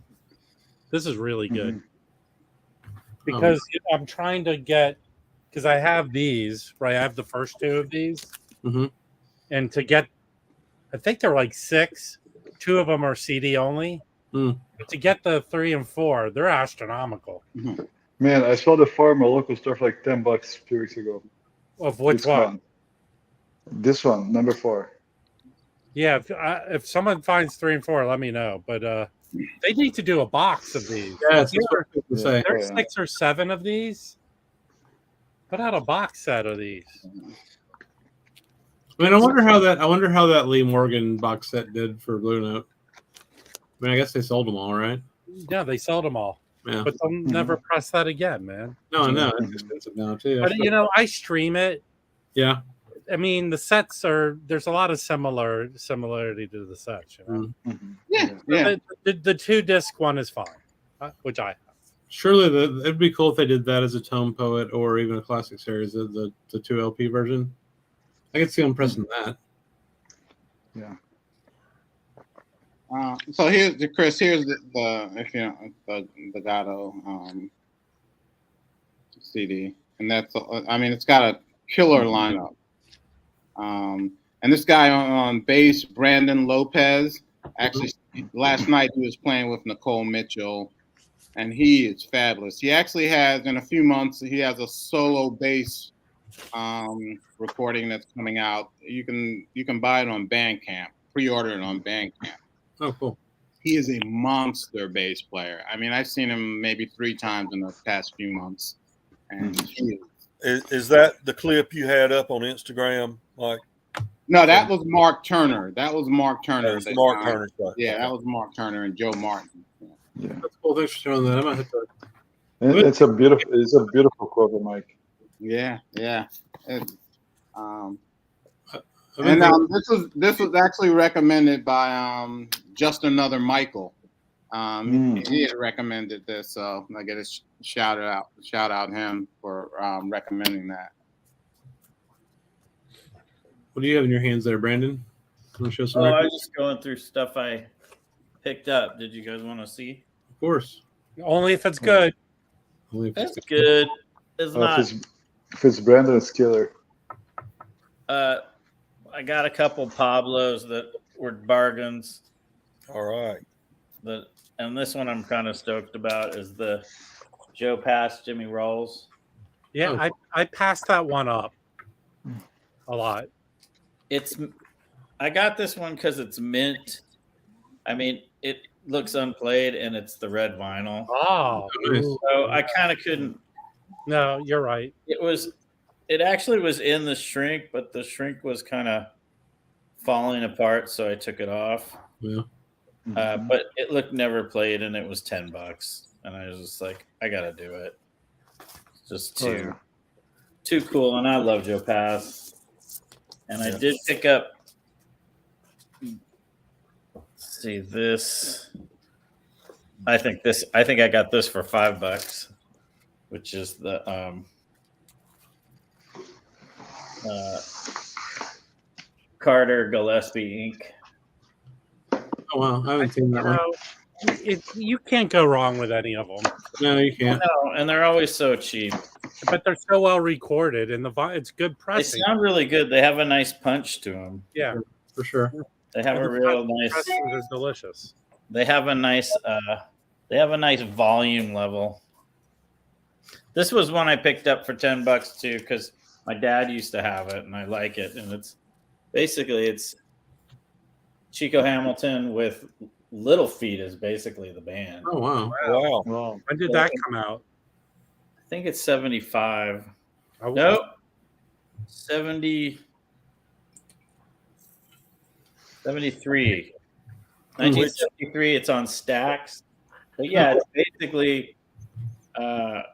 Is it a blues record then? No, it's a funk. It's funk. Which Little Feat members are playing on? Like almost all of them, except for of course the drummer, Bill Payne, Simon Nava. Lowell George goes by George Lowell on this one. Kenny Gradney and Paul Barrere, and then Stu Gardner is like the non Little Feat guy, and he's on organ. But it's based. I think it's everybody from Little Feat minus their drummer. They did a fair. I wouldn't say a lot, but a significant number of studio sessions. But I remember my dad had this record. It's super there's a lot of. It's got a lot of Latin rhythms, and it's got a lot of funk rhythms. So it's kind of like a soul jazz funk album with congas. Yeah, that isn't that far removed from what Little Feat did. Yeah, and they were a very funky band. This was the big one that I was really happy about, and I had been looking for this. Oh, nice. Yeah, I'm looking for that one too. It is unplayed. It was. I was just like, wow. And for what it is, it was a really good. Amazing price. Oh yeah. I was pretty stoked to find it. Tell me about Richard Davis. I'm not familiar with him. Oh, he's a bass player I mean, he played with a lot of people. Yeah. You'll hear him on some of the, I guess he really comes into his own in the late 60s. He is on like some of the Blue Notes with the more avant Blue Note stuff. And then he starts getting into the more funk and soul jazz. Mm-hmm.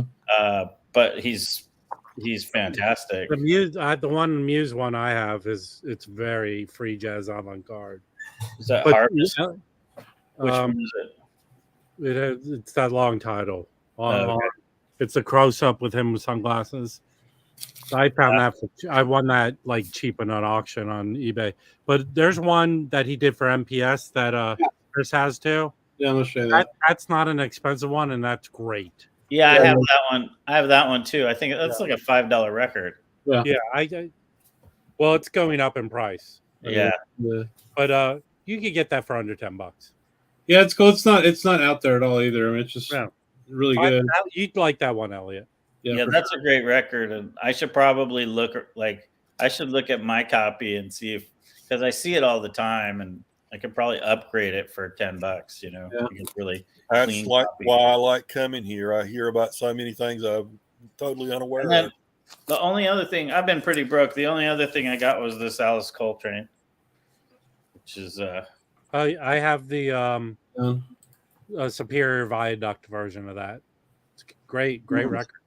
Yeah, it's pretty cool. She plays a lot of harp on this one. Yeah. So. I think that was it. I haven't had the vinyl money to go crazy. But yeah, it was the Richard Davis was a big winner. Well, I'm looking for that one. I did you guys, and then Felipe traded me like 5 Brazilian records for an old OG Blue Note. So I was pretty stoked on that. So I got that stack here. It's Gal Costa. Cool. Three Elis Reginas. So Yeah, these are some of the best, Brandon. and Gilberto Gil, which here it is. This Gilberto Gil, which is probably I've been playing this one the most. Yeah, this record sounds really, really good. It's really well recorded, and the melodies, the music there. If anybody ever wants to talk about like, comparing 180 gram to those Fontana Brazilian records, I think they must weigh like 100 grams, and they sound incredible. They're super thin and they sound good. I think it's like paper thin, Yeah, I think if anything, I would think that the 180 grams would do really well when people do the mono reissues, because mono grooves are deeper, and so it would kind of make sense to have a little bit more thickness when you're redoing a mono groove, just to make. So I don't think you'd want them coming out the other end. I don't think they really cut them with like an old school mono head anymore, though, do they? I don't know, because they're not micro groove anymore, right? I mean, we there was a oh shit, what's his name? Joe Harley was on an interview, and he talked about that a lot in one of these interview shows he did, where he said, the old school like 50s mono stuff, had used a larger needle, right? And had deeper grooves, and then later on they just cut them with the stereo head and just like, put the two signals together. Right. Well, I don't know, but I will say that to me, the best sounding tone poet is that introducing Kenny Burrell. That's a mono. Really? It sounds. I haven't listened to that yet. It sounds mind blowing to me. And the best of the classic series was that Zoot Sims, the German woman. Yuda Hip. Yeah. That record to me sounds better than any of the other. Brandon, have you get the Sam Rivers that just came out? Oh no, which one? The Fuchsia Swing. No, I already have an original of that. So that to me so far, that's the best sounding classic. And but it's a stereo, probably, right? Right. Yeah. Because that's later. Yeah. The last weekend, Blue Note was offering 20% off. I went in, and for under $100, I got 4 classic series, and that's one of them. I got the Fuchsia. Yeah. I got Swing Song. Yeah, and I'm totally unfamiliar with that artist, but that wasn't too weird for you. Wasn't too weird. I hadn't gotten them yet. They're somewhere in West Virginia now. I don't find them that weird. That's not. I don't either. I mean, but I like it. I'm a big fan of Coltrane's Ascension. So but I think Albert Eiler's weird. So no, compared to the Blue Note, Sam Rivers is more avant-garde than free jazz. So it's fine. It's good stuff.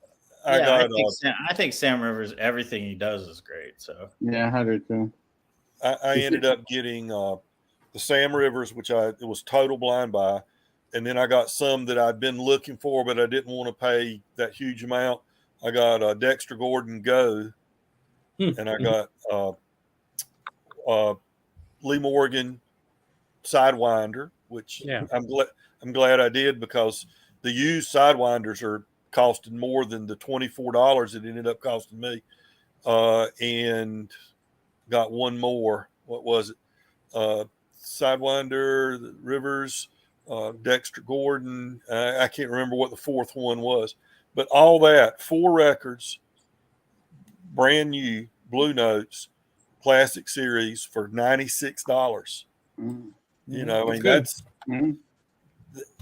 if you can wait. Sometimes Blue Note is going to run a sale. I mean, every so often, right, on their website. So, well, you know, the good place to get all those too is maybe not the most popular ones, but a lot of them is on Amazon. Like 6 months later, they'll be $17. Yeah, and I'd looked on Amazon. I'd looked for Sidewinder, and they didn't have Sidewinder on Amazon lately. I checked a couple of times. I don't think anybody has to worry about running out of any of the Tone Poets or the classic series like before. I think they're producing so many. You should be fine. There were like many that were listed as sold out, but I'm assuming they're just going to press some more and remove the sold out sign on it, and keep selling because they're still up there on the website. Yeah. Well, fuck them, because they should be putting that Chet Baker sings and Grant Green's Nigeria. Yeah, I agree, 100%. The fourth one I got was Art Blakey and the Jazz Messengers. The something nights, I believe. A Night in Tunisia. No, not that one. I believe I've already got that one. I don't remember, but it's Art Blakey. I love Art Blakey. I mean, is Art Blakey just the most successful of all the post bop, I guess? Artists? No, that's a hard bop. Hard bop. Is Art Blakey the most accessible for the layman of hard bop? Because, man, how can you resist? I just love how hard that drives, and hearing his drums. Just, I've never been a big drum fan. I mean, in rock music or any other type of music, I don't care anything about the drums, but hearing Art Blakey play those drums, man, the way it just sounds so good. Yeah, I think if you like drums, I really like drums, so for me it's pretty easy. I'd say Dexter Gordon's probably the most accessible. It's hard not to like him because it's so melodic and smooth. Hey, Brandon, if you like Sam Rivers, you should get the Sessionography book by this guy Rick Lopez. You have to go to he's on Facebook, but you have to buy it through his GoFundMe account. Okay. It's amazing. It has all the sessions he played on. It has magazine interviews. I know Nicole has a copy. I have a copy. Now, who's the guy? His name is Rick Lopez. Rick Lopez, was he like a friend or? Yeah, it's with the cooperation of the family that he did. Cool. And it's really good. And it's a huge book. It's a huge book. I've been reading. Let me grab this. And I just want to show something that I ordered. You guys probably know this one. It's the Oren Kepner's. Yeah. It's really cool. Yeah. And it's fun because you can just pick. You can just decide where you want to go. You don't have to read it straight front to back. It's I want to find out about this. Hold it up again, Brandon, please. It's Oren Kepner's. The View from Within. Okay. Thank you. Yep. So, Brandon, this is it. Oh, let me see it. Oh, and what a cool cover, too. It's huge. It is massive. Yeah. It's a record flattener, too. Yeah. It is, but it has every, basically every session he did. And like I said, magazine interviews. It's really worth it. And this guy, I think he just he keeps it updated online too. So I mean, it's definitely worth it. But I just want to show this CD that I have, but because I ordered the vinyl today, and this guy, Don Sleet. I love that record. It's on Jazzland. I got it. Yeah. And I just been waiting for the right price to get an original. And, so I finally saw it today and I purchased it. This is such a great album. Yeah, but that's one of my prized. That's one of my prizes that nobody knows about. I'm always like, you should check this out. It's got Wynton Kelly. It's got like all these great people on it. Yeah, It's such a good record. Jimmy Heath. Was that an OJC? No. Yeah, this is an OJC limited edition CD. So I don't know if OJC actually ever did an LP. I've seen it. I think I've seen it before. Yeah. Now I'm mad I didn't pick it up. Yeah, I mean, it is really good. It is really good. And that's the only thing I think that's the only thing he ever did, if I'm correct. I think you're right. Yeah, he just like disappeared. I think he had like drug problems and just, fell off the scene. Let's see if I can find it. Yeah, because in the past I had seen it and people were asking too much for it, and I was like, no, I'll just wait. Yeah, they only did it on CD for OJC. Here's the OG. Yeah, and then it's on a Deep Groove Orange label. Yeah, so I picked this one up. I want to say for not that much, maybe $30. Oh, that's a really good price. That's less than what I paid today, but I didn't pay too much more. But maybe 35. But I remember someone just someone should say you should grab that. And I was looking at it and I was like, oh, cool. Jimmy Cobb, Ron Carter. It's great. It's really, it's probably, it's in my top 50. Yeah. It is. Yeah, I mean, if you ever see that, guys, grab it. Yeah, it's one of those. And Wave Jazz Classics did put it out in '92. If you want that, it's going to cost you $62 on Discogs right now. For the OJC? Yeah. See? For the Wave Jazz Classics. Wave Jazz Classics. Thanks a lot, Chad. No. Oh, for like the new one. The OJC is 60. The OJC is how much, Chris? Well, it's not. It's a Wave Jazz Classic, that Japanese. Oh, okay. Oh. Yeah. It's $62 after shipping, so half of it's shipping from. Yeah. So it's probably there's probably 10 records, Mike, that I'm like, you've never heard of this record, you should buy it. This is one of those ones where it's like, definitely. you gotta get this record. It's really good. Yeah. And give us the artist name again. Don Sleet. Sleet. Okay. Yeah, you'll never have heard of him. Yeah. He looks like. Yeah, but if I'm thumbing through some records, looks like he should have been a Hollywood actor. Yeah. Okay, I'm about to say F you to all of you. I just found a copy on eBay, Japanese. That's mint. How much? $22, $6 shipping. Wow. You got it, right? I just hit purchase. Yeah. Is it a reputable seller though? I mean, no, it's the guy's seller name is "I'll steal your money." I'll steal your money.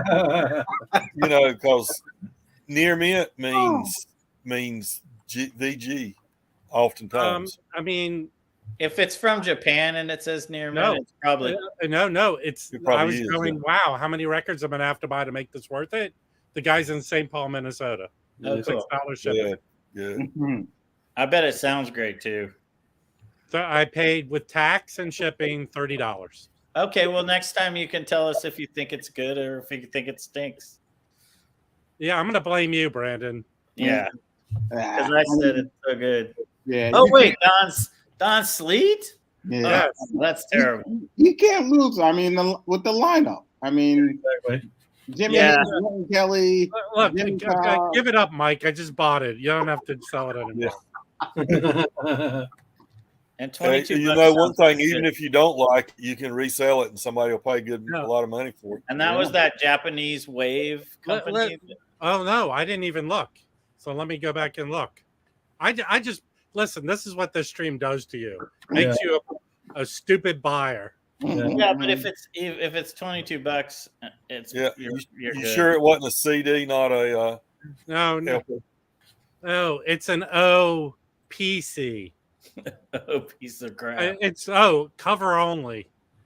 Oh no, could be. It's not cover only. Here, Mike. Mike, is your daughter decided on a school yet? No, we're early in the process. Did you go to Tulane, check it out? Yeah, that was a lot of fun. I mean, New Orleans is great. That's my. Tulane would be such. Is that where you went to school? I went to Loyola, which is next door. I went to Loyola Law School, which is next door. Oh, it's right. It's, sorry to interrupt. It's a wave jazz. Nice. It's a good deal. Yeah. Cool. Mint minus cover, mint minus vinyl. Probably going to sound really good. I hope it works out. Well, it better be good because you know me. When I buy something, I don't sell it. I just keep it in the collection.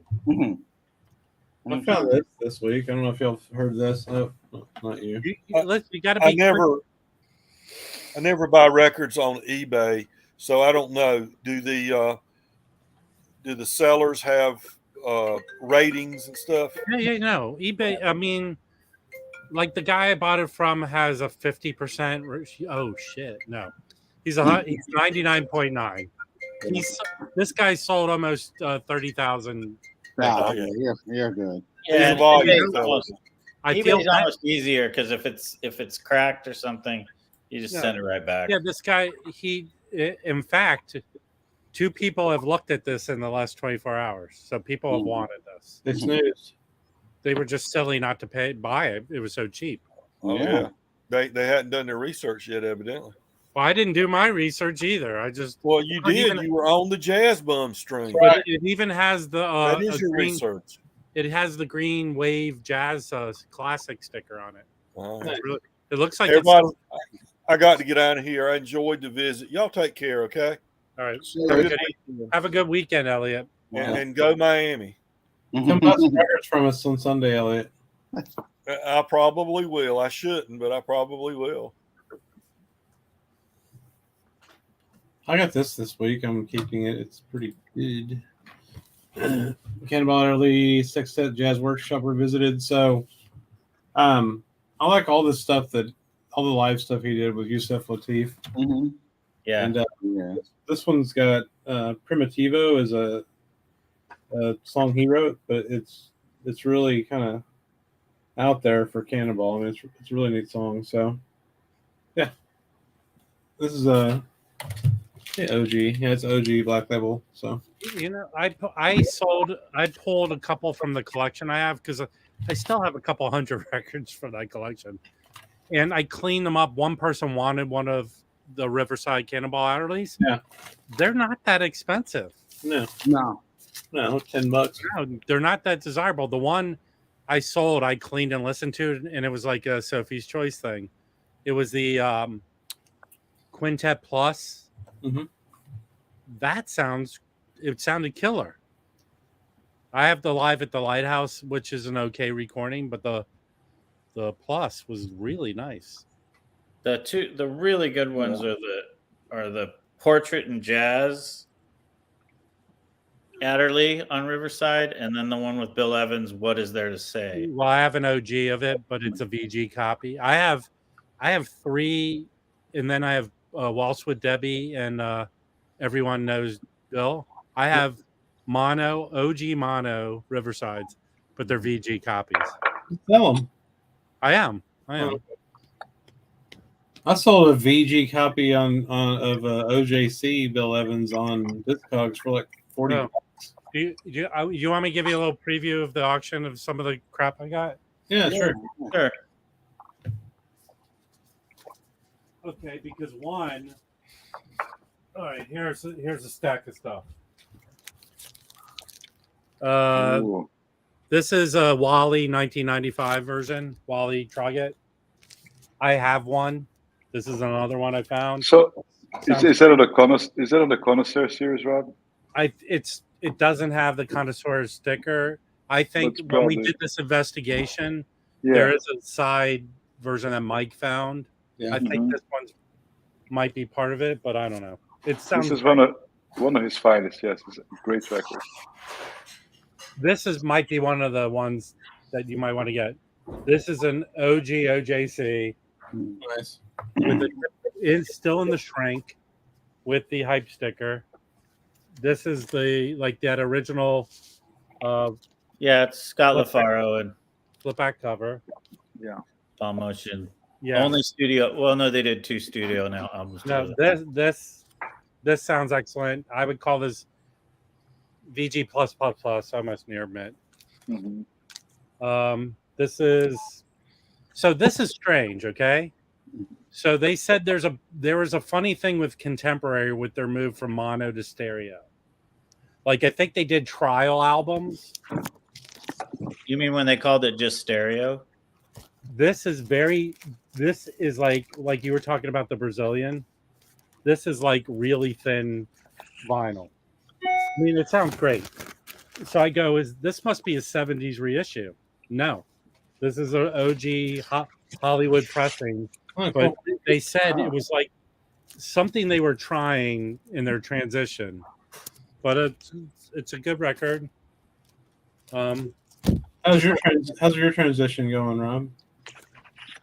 Listen, someone needs to be punched in the face. This is a record everyone wants. Oh yeah, yeah, it's awesome. And then I'm getting rid of all my OJC miles. These are all mint minus. These are in the vinyl storage solution sleeves. You sell that too? Oh yeah, I got one this week. Oh, I'm gonna sell my 2013 mono. Nice. I sold that last week or last time. I'll probably put a bid on that. I think that's the one that gets stolen. I have a stack of records set aside for you, Mike. So. not like the ones you said you wanted from me. Yeah. I'm doing this US OG Live Faith. Okay. It's not OG. It's probably second, third pressing. Here, I'll grab a few other ones. Cool. Oh, I got a bunch of stuff too, but going through it all. I'm gonna do. This is that Gil Evans Blue Note reissue series, but this is basically both two Tone Poets. The one that's out next month. And I got a copy of that from you, Rob. Yeah, it sounds great, right? Yeah. Oh, yeah. Excellent. Those are good. Don't pay the price for the Tone Poets. Get this to the tuber. Yeah. I'm gonna sell this. This goes for a lot of money, so I don't know what I'll price it at. That's a good one though. Yeah, it's not for me. This is a good OJ Pablo. Yeah, it's a original. This is like one of the ones Chad said to get. This is a OJC Pablo. Hey, somebody has a comment for you. It says, Rob, that's a cream vinyl inside of your Blind Faith LP. Oh, you know what? I put the wrong one in. I'll straighten it out because I'm going to go through and price them. But thank you. You don't know my trick. I sell the wrong record. That's good. That's good. Yeah. Oh, that's I nice. mean, all that Sonny Chris on Prestige, it's great. Yeah, I have to make hard. I can't keep keeping every record I come across. So this is the other one, the live. This is OG mono. Mm-hmm. Live at the light out. Nice. You said it doesn't sound good? It's a little tad noise, but it sounds great. This is a weird record. This is a French pressing of this jazz interpretation of classical. So here's everyone that's on it. Kurt Wall.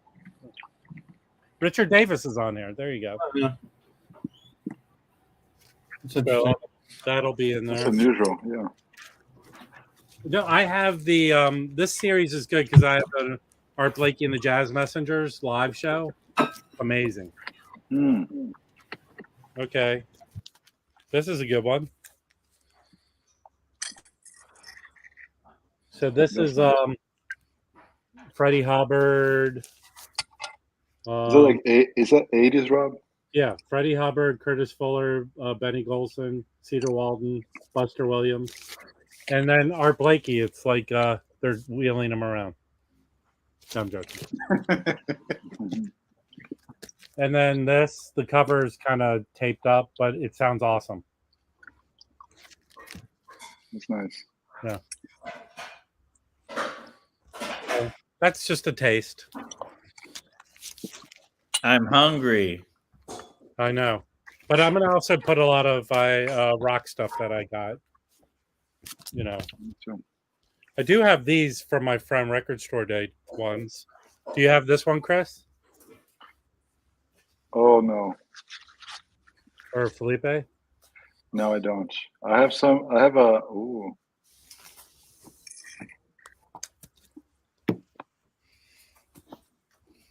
No. So. That's cool. Just show a couple more things I found this week. There you go. First one is a pretty good. Speaking of Art Blakey. Oh, that's Yeah. Hank Mobley. With Hank Mobley, R. Silver, yeah, and Doug Watkins is not doing marriage yet, still, and that's a promo. Nice. It sounds pretty good. I mean, it's not like perfect. It's like VG, but still, it's so loud, it's so powerful with those guys playing here. Donald Byrd, great record, and I paid a very decent price for it. Very good price. What else? On the same batch, Art Blakey, I upgraded my copy, so I got a Liberty of this one here. Oh yeah, that's nice. That's one this of my. This is really good. Yeah, I had a blue label. Music Matters is my reference. I had a blue label, so I saw my blue label and got this one. The Liberty is really good. I have that Liberty. Yeah. That's the no RVG. I think there's an RVG one, but it's probably just all the same. Some are stamped, some are not. Same plate. Yeah. And the cream of the crop for me this week. I was really happy to have found this record. I mean, couldn't believe it's one of my favorites of all time. This OG First Mono. Nice. Oh, yeah, that's nice. And it's like in a, I could say almost like a mint condition. It plays so well. You hear nothing. And I compared that to the stereo. It's just, the Music Matters has a better separation. You hear the instruments better, extension, decay, the whole thing. But this mono has such a punch. It's like right in your face, everything combined together. It's just a great presentation of the music. And I think because it is so groovy, it's just great. I'm really happy with this copy. Finally found it, and I paid less than $100 for it. Good deal. Yeah. I got some I want to show that I'm going to sell, but it's cool. Everyone's familiar with these Applause reissues? It's a reissue label from the 80s. I've heard of it, yeah, but don't have any. Art Blakey Witch Doctor, but on the label they call it The Witch Doctor, so it's a misprint. So I'll be selling this tomorrow. That's cool. Yeah, it's a cool cover. I don't know how they came up with this cover. They just make up covers. Yeah. Well, these were licensed official reissues, you know.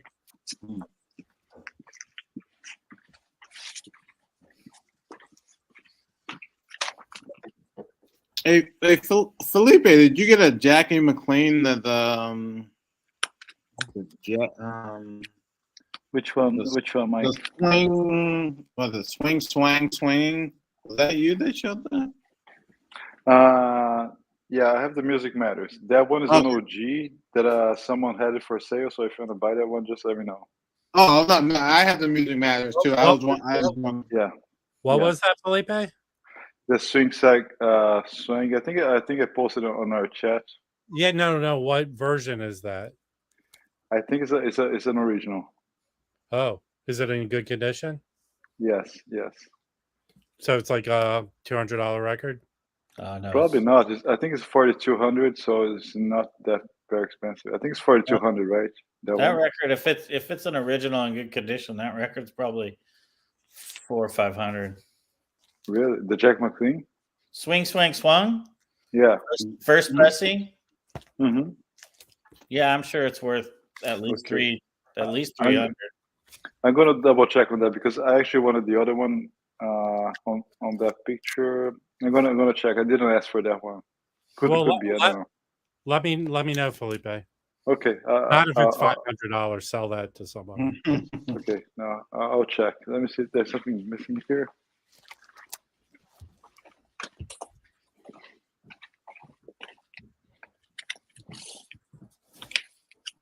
Okay. Oh, you're muted.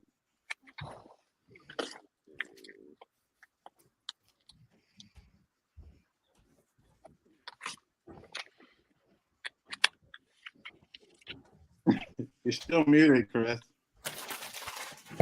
Thank you. Anyway, I got this record this week, is what I was saying. Down Home. So it's like Sam Jones with the big band with like Lou Mitchell, Jimmy Heath, Clark Terry. I mean, everybody, look at the people on there. Yeah. Sure, this copy is just kind of bad, but you know, I like it. Yeah.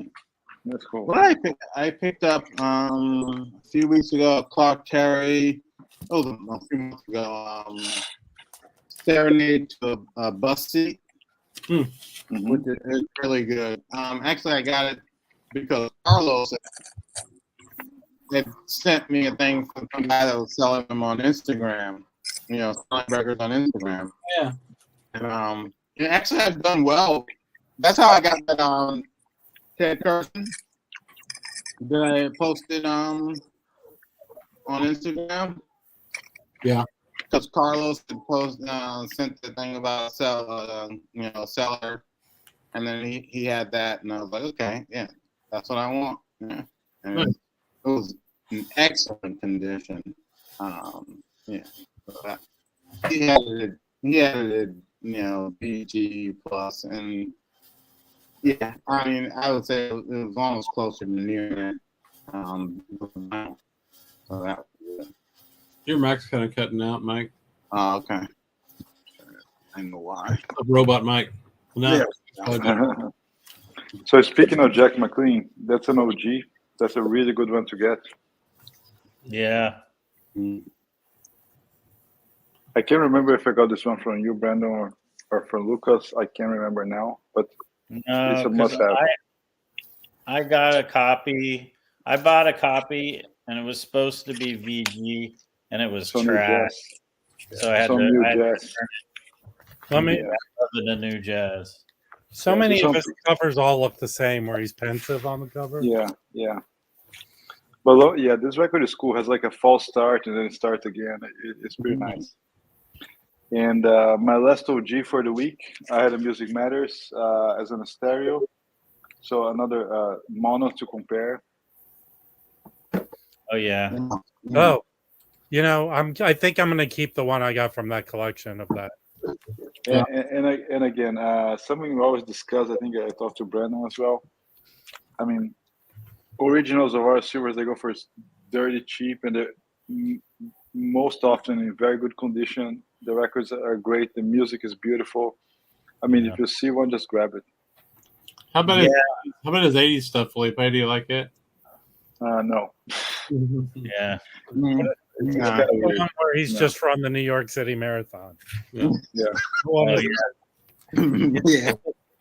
They get a little funky in the 70s. Yeah. Yeah. But his hard bop stuff is hard bop stuff. Oh, yeah. I mean, I guess with the exception of Song for My Father, which seems to get quite a bit of money. I mean, most of those records compared to everything else from that are cheap. And they're all really good. They're all really good, especially like 6 pieces of silver. Oh yeah. And you can find that probably for like, well, I guess now it's probably $100, but they were pretty cheap for a while. Oh yeah. Wow. That's another one here. I got one more record that made me happy. Yes. and I got it. I think $15 because Yeah. some genius did some bad ripping. Oh yeah, I see it. Yeah, I have that. I mean, I love late Art Pepper. I actually like it more than the earlier stuff. You know, it's just a preference of mine. I think he's playing with more emotion. But all that, you know, that galaxy and all that stuff, you know, I love. I think I have all of it. Yeah, I like all this stuff, but I tend to. I mean, he kind of has these pockets where some of the early stuff is fantastic, and then it's great. Yeah, and then the next record's like not as good, but then this one's really good. I have a few dupes of some Galaxy stuff. If anyone's interested, I don't think I'm gonna have them ready for the auction, but I'm gonna sell this one in the auction. I might want one of the Galaxy ones. I think I only have a couple of his Galaxy records. I think I have. I like this one, Chris. Did you get two? I like this one. It sounds pretty good. Yeah, good recording. With Art Pepper, George Cables, David Williams, and Carl Burnett on drums. I never heard of him, I don't think, but yeah, he played with Art a lot. He played with Art a lot. This is good. I kind of want to keep it, but I'm just going to sell it, so I have some other stuff to sell. I don't know. It's a great copy, though. All right, I think I'm about to be maligned when I say this. Okay. So I have both of these. I haven't listened to this one yet. This is the 70s Black Bee, but this is an OG. Yeah. New York, in like VG Plus condition. I don't think this sounds very good. Well, I mean, that's fine. Is it? I have to listen to mine. You mean you think the other volume sounds better? No, I haven't listened to the other volume, but I don't think it's a good recording. Oh, well, they're not all great recordings. Yeah, it's fair. The live stuff, but it's pretty. Yeah. But musicians on it. It's got Pete LaRocca and the songs are really good. No, they're like fighting with each other on this. Yeah, my copies are both the 70s, Rob. Yeah, they have a good sound, but the session is kind of wild. It's really intense. No, they're literally fighting with their trumpet fighting. Is that a thing? Yeah. Is that like in Zoolander where they have a dance off? Yeah, they're like fighting. So like what you and Michael 45 do when you secretly travel to Germany? I think I'm gonna sell both of these, but this one is not a cheaper one. I actually was debating selling those, but I put them back on and I was like, no, I like these. So yeah, it's not for me. Not for me. I have so much Hubbard though that it's kind of like I don't know. That's true. I do too. I got a new Hubbard record this week. It's interesting. I liked it. I'm interested to hear y'all's opinions. So, this is from Josh, if you need something to buy, go buy some adult diapers. Yeah, buy this, Josh. Buy this record. You should buy this. I see that record all the time. That's like a $5 record, man. It is a bargain. But is it on Columbia? Yeah, it's on Columbia. Yeah. Well, then it's got to be sort of good, right? No, I'm very surprised you have a $5 record, Chris. It's Freddie Hubbard, George Cables, Kent Brinkley on bass. I don't know these other guys. Oh, Junior Cook on flute and tenor sax. It's good, man. Yeah, it's kind of funky, kind of soul jazz. So, and there's a glockenspiel. I have a ton of $5 records because I have a big Herbie Mann collection. Oh yeah. No, Herbie Mann. Yeah, I like a lot of his stuff. Some of his later stuff isn't that great though. I don't know. Yeah, he gets a bad rap for his disco. Who? Yeah, Herbie Mann. Herbie Mann, yeah. Hey, Brandon, I did buy one of the albums you showed, the Embryo, the Stone Flute. Yeah, I found it for $7 or $8. Yeah, it's good. Yeah, all those embryos are really good. The Miroslav Vitus is a really good one. Didn't Ron Carter has a few embryos, right? And Ron Carter's that might be the best one. It is. That one's really cool. Talking about like actual embryos these people have? Or? Yeah. Also the Octomom, she was on that label. Nasty. It was called 8 is Not Enough. Yeah, it's not enough. Yeah. There's also there's a weird one that I think is really cool, which is the Jim Pepper on Embryo. Now, tell me about Jim Pepper, because he's not related to Art Pepper, but he's a saxophone player, right? Yeah, but he's also he's like half Native American, so he did. So his record's a little odd, but I think it's really cool. But it's jazz, but he's singing. I'm not sure what tribe he's from, but he's singing native songs, and they're kind of cool. But it's definitely not for everyone. I could see you either bring it home and go, "Oh, this is awesome," or "Oh my God, I got to take this back to the store right away." So it's just kind of one of those things. But I like it. It's that one Wachita. You've heard it. I think I almost want to say that the song was done by someone else too. It's a traditional. It might be a Cherokee song. I'm not sure, but you probably heard it because I feel like some rock band did it too. Who knows? Maybe Robbie Robertson did it or something. But it's pretty cool, and that's on Embryo, and I think it's really interesting. I just want to show something. This Criss Cross, Clifford Jordan. I was talking to Mike earlier. We were texting back and forth about Criss Cross LPs, and this is from '86 with Clifford Jordan, and Criss Cross, which is still a label that's up and running now, but from the 80s until like 1990, they did put out stuff on vinyl. Now they're basically strictly CD. What's the name of that one, Mike? Huh? What's the name? Oh, Royal Ballads. Yeah, I have that. It's pretty good. Yeah, it's great. And Clifford Jordan did another one with Slide Hampton on this label. Yeah, it's called Roots, I think, or something. Yeah, that's it. Yeah, I have that one too. It's great. And so you can get like a lot of the pre-90 titles on vinyl from here, and cheap and in good condition. I mean, this is I guess you could say sort of laminated cover. It's like perfect. Sounds really good. The vinyl is great. You can find these really inexpensive. I think the price has gone up, but I mean, I think I paid $8 for that like a month ago. Yeah. Some ass had put tape on the cover for no reason. It was like preemptive. I don't appreciate you calling me an asshat. Tape on the records. I got 2 new records from. Josh, do you want to buy something? Buy these. I got these 2 from Elusive Disc this week. They're Impex restocks. So I got this. Hey, now I need to hear from someone because I have the OGs of that. How does it compare it in sound, people? Let me know. I won't tell you because I don't know. And then I can't. Yeah. Got this one. The 45 is this one. I've been wanting that for a while because I have the other one. So I have a story. Okay. It better be good. My uncle Manuel was stationed at Fort Ord in Carmel, Monterey, Carmel area, back in the late 50s, early 60s.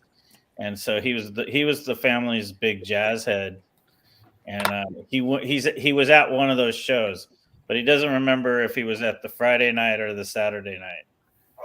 Oh wow! But he remembers they came out and they're like, "Yeah, we're recording tonight." So, and that place super small. Has anybody been to the Warfield? Well, it's the one that was by the Warfield back then. The Black Hawk was. It's not there anymore. But it was in the Fillmore district. But he saw some pretty cool. I know he saw Cal Jader a few times, and Monk. He was the big Thelonious Monk head. So he saw Monk there, and he saw Cal Jader there. But he was at one of those nights for the Miles Davis night at the Black Hawk when they recorded it. I think it was like 60 or 61? Something like that. Oh yeah, actually bought that. I got that album again. But anyway, that's just my small family story. He was our big jazz guy. It was my grandfather's brother. Hey, Brandon, why don't you add this to your story?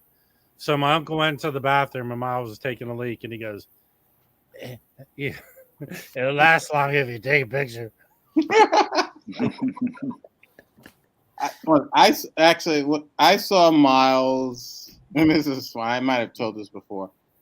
And it had to be the late '80s. Branford Marsalis. There was a club called the Bottom Line. Branford Marsalis was the headliner. Harry Connick Jr. opened for Branford, and so after Harry Connick played, Branford they were setting up. In comes Bill Cosby and Miles Davis. And then after the show was over, this one woman comes up to Miles and goes, Miles, you look fantastic. And I was like, you got to be kidding me. All right. Do you want me to improve your story, Mike? You woke up in the morning with your pants around your ankles. Is that when Miles was looking like he's from a sci-fi movie? Exactly. And I said to myself, he's like a lizard. Yeah.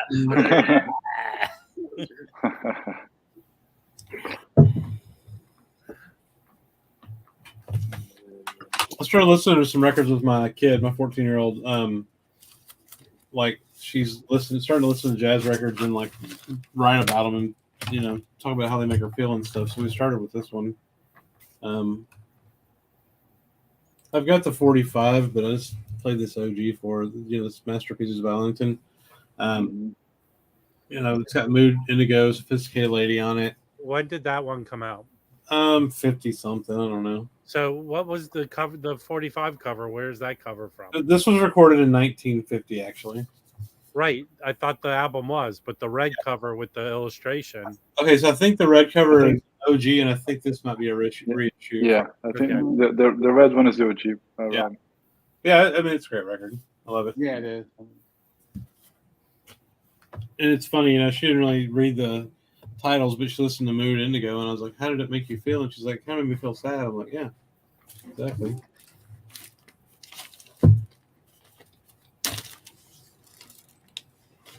I just feel good tonight because I screwed Jeffrey Beaumont out of a record. He's saying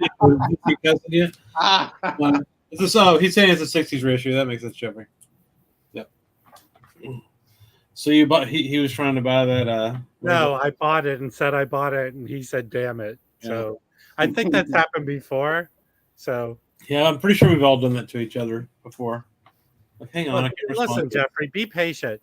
When Mike comes up here, he'll show his Discogs cart, and you can steal a record from him. I've never done that.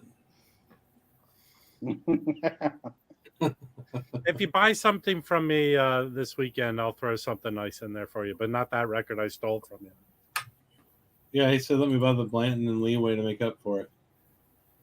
Yeah, I mean, I'm putting them up for sale. You're more than welcome to bid on them, but I'll throw in, I have so many shitty, not good records. No, I have a lot of records I just need to get rid of. Yeah. So I'll throw, whoever buys from me, I always try and throw something extra in there.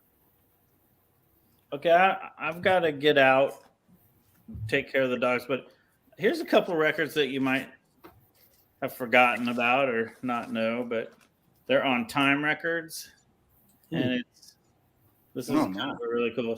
Well, now what is Time Records? I've seen them before, but I don't know them. They're a small label, and I think their most famous would be that Booker Little. Oh, you know what? I have a Japanese reissue of that. Yes. Yeah. So you've got Sonny Clark. There's Lee Morgan too, I think. George Duvivier, Max Roach, and Tommy Flanagan. Oh, man. This is a really cool record, but what might be even better on Time that came out similar is his brother's record. And this is one of my favorite records. I think I have a Lee Morgan on that brand. This is Tommy Turrentine. Wow. On Time. And this record is awesome. And it's Bob Boswell on bass, who I don't know. Horace Parlin on piano, his brother Stanley Turrentine's on tenor, Julian Priester on trombone, and Max Roach on drums. This record I would recommend. If anybody doesn't know it, go find it. What's it called? It's just called Tommy Turrentine, self-titled. Okay. So I just found 2 copies and I bought them. How dare you? Yeah. Oh, damn. Yeah, I have a couple of the Kenny Dorham on time, and I have Sonny Clark on time. I think. Yeah, that's the one with Benny Green. Mm-hmm. Yeah, there's that one. Those are pretty easy to find. Yeah. And then there's the Booker Little, which has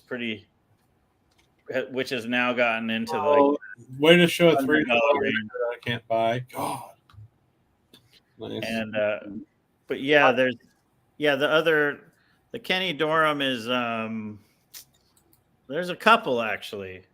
There's a couple Kenny Dorhams on time. Are you sure they're not 2 Booker Littles on time? What? I think we have 2 Booker Littles that are on time. The Booker Little on time is just the white album. It just says Booker Little. Yeah, I have that one. Isn't there a black cover one on time, or am I wrong? Oh, maybe.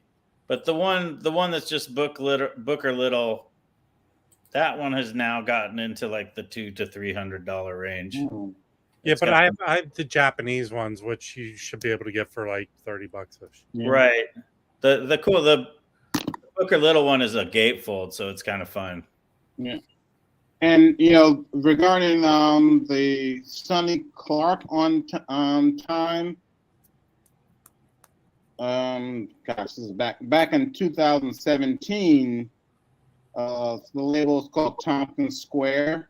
Oh, they did the 1960 time sessions. Sonny Clark with George Duvivier and Max Roach. Yeah, but is Thompson Square a legitimate label or? Oh yeah. I even have a current release.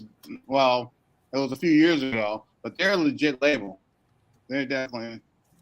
What's the guy's name? Saxophone player. Gosh. Not young, but. Hey, Roberto, you got to come to my estate sale to get that record from me. Yeah, because that actually that Sonny Clark trio, the time sessions is really good, and it has nice liner notes by it has the original liner notes, and then it has updated liner notes by Ben Ratliff, who used to write for the New York Times and wrote a really nice Coltrane biography that's still available. But it's a legitimate release, a good remaster.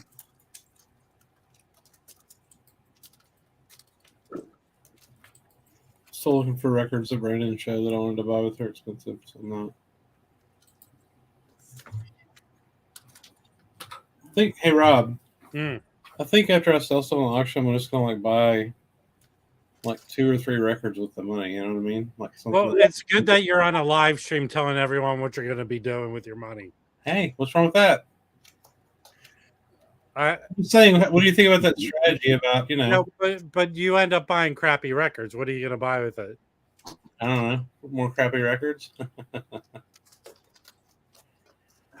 Half the shit I bought for the auction I'm going to keep anyway, so fuck it. I was trying to find that Sonny Clark, but it must be downstairs. Hey, Jeff. That's funny, Joe. I thought your Sonny Clark was a gang member. Hey, Jeffrey Beaumont, tell me if you're interested in records. Tell me what you're looking for, and I'll let you know if I have it. Or tell me what you're looking for so I can buy it out from under you. Sonny was doing the crip walk. Oh, shit. Well, tell Snoop. But also that Sonny Clark that's on time, they also if you don't want to, I think it might be $30, but they re-released it as the Benny Green. It's the same album, but they re-released it as a Benny Green, and you can get it for $10. But it's the same record. There's a lot of those that have been reissued. Is it on time? It's on time still. So it's called Benny Green. What is it called? I think they might have changed the title, so I can't remember. But it looks exactly the same. It's green. It looks like the Italian flag. It's like green, red, and white. I see it right now. Hey, try and beat me to it, Jeffrey. Hey, I have. I'm selling a best of Benny Green on Prestige tomorrow. Really nice blue label. But they spell Benny Green's name different with a Y instead of IE. Yeah, he gets his name spelled wrong a lot. And not to be confused with the pianist Benny Green, who's much younger. I don't know if my titles changed. I'm gonna watch Mazzy's video and see what he said about all those records before I buy any of them. Which ones? Just the RSD stuff that he got. He had like 7 or 8 of them. Yeah, but only one. The Shirley Scott. He said that the sound quality wasn't that good, and there are two. He said there are 2 vocals on there by Eddie Andrews, who I actually like as a vocal, and Mazzy liked. Yeah. He was pretty positive. I thought he was pretty fair. He just said the sound quality wasn't. I'll tell you this. I'll tell you what you could do right now is you can go on Apple Music. They have the Walter Bishop. There's an 11-minute song on there that sounds great. Mm. And then they have a song from Bill Evans that sounds really good. I was very impressed by that. So my request was, please drop music before Record Store Day so we can sound quality to do it, which is cool. So at least for those 2 titles, you can hear. And hopefully there's a Shirley Scott. I'll look right now to see if there's a Shirley Scott song on there. Yeah. Hey, John Chamberlain. Yeah, Benny Green, the pianist from Berkeley, is also one of the nicest guys in the world. I remember back in the late '90s. I guess maybe he was doing a show at Tower Records with Christian McBride and Carl Allen, and he was just like one of the nicest guys. The younger musicians were coming up to him, and he was like giving them information. He was saying, "Yeah, give me a call. I'm the only Benny Green in the Manhattan phone book." And I spoke to him at there used to be a club called Bradley's in New York. It was a great club. Oh, and he was really nice. There you go. There's one Shirley Scott song on there. Someone like someone in love. I'll listen to it afterwards. Cool. So you can go listen there. So they are dropping music, Yeah, it's cool. All right, you guys. I'm gonna go have some dinner. What are you having? Pork chop. Nice. Double thick pork chop. Yeah. More power to you. I'll see you guys next week. All right, man. Have a good weekend. Yes. See you, Brando. Have a good weekend. All right. Oh, man. Yeah. Benny Green does have a couple on Crisscross. And there's actually a great. I didn't tell Mike about that. There's a really good. I think it's a Kenny Garrett recording on Crisscross that's available on vinyl, but it's actually Woody Shaw's band. But they put it under Kenny Garrett's name. That's really good. If you can, you can pick that up. You're saying they just reissued it or something? No, this is original. You can find the original Crisscross. They haven't reissued, but it's still out there on vinyl. Nice. I saw a Kenny Garrett record somewhere. Is it bad when your boss makes like mean jokes towards you by email? Probably. Roberto, we'll see where I'm at after the auction, because like Chris, I'll tell you how I'm spending my money. Yes. No, I want to get. Here's what I want to get, and Jeffrey Beaumont, put your hands over your ears. Does anyone have the Record Store Day Grant Green live at Oil Can Alley? Yeah. Nope. Because I've streamed that and that sounds awesome. Really? Yeah. You know, I'm sure that, you know why? Because isn't that where they did the Bill Evans that was out from a few years ago? I don't know. That I don't know about that. I don't. Yeah, because I'm almost sure because is it in Canada, Oil Canada? I don't know. It's from the 70s. He's all funkified. Do you have that, Roberto? Maybe that might be a trade for the Yusuf Lateef, or maybe not. Yeah, I didn't get this one. So it's good? The stream, because I drive all the time, so I stream. There's the other Record Store Day one where he's live in Paris or in Tibby's, and people critique the sound quality, but that one sounds good too. Does anybody know? Let's see. So speaking of Kenny Garrett, Mike, have you heard the Sounds from the Ancestors that he put out in 2021? Yeah, I mean, my thing with Kenny Garrett, he had this period that was just like phenomenal. I remember Wax Rob had sent me a thing, African exchange student, where he was asking about. That album was awesome. That was the start of a phenomenal run for Kenny Garrett. Okay. I'll check that out. It's from African exchange student all the way before Chris does to Songbird. Oh.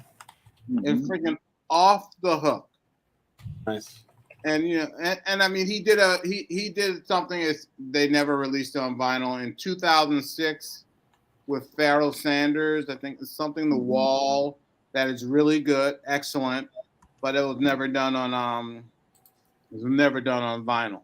Oh wow. Hey, Kenny Garrett did a cool Instagram post today. He just took a picture of his saxophone on the couch. He goes, "Preparing for my concert tonight." Yeah. I mean, you want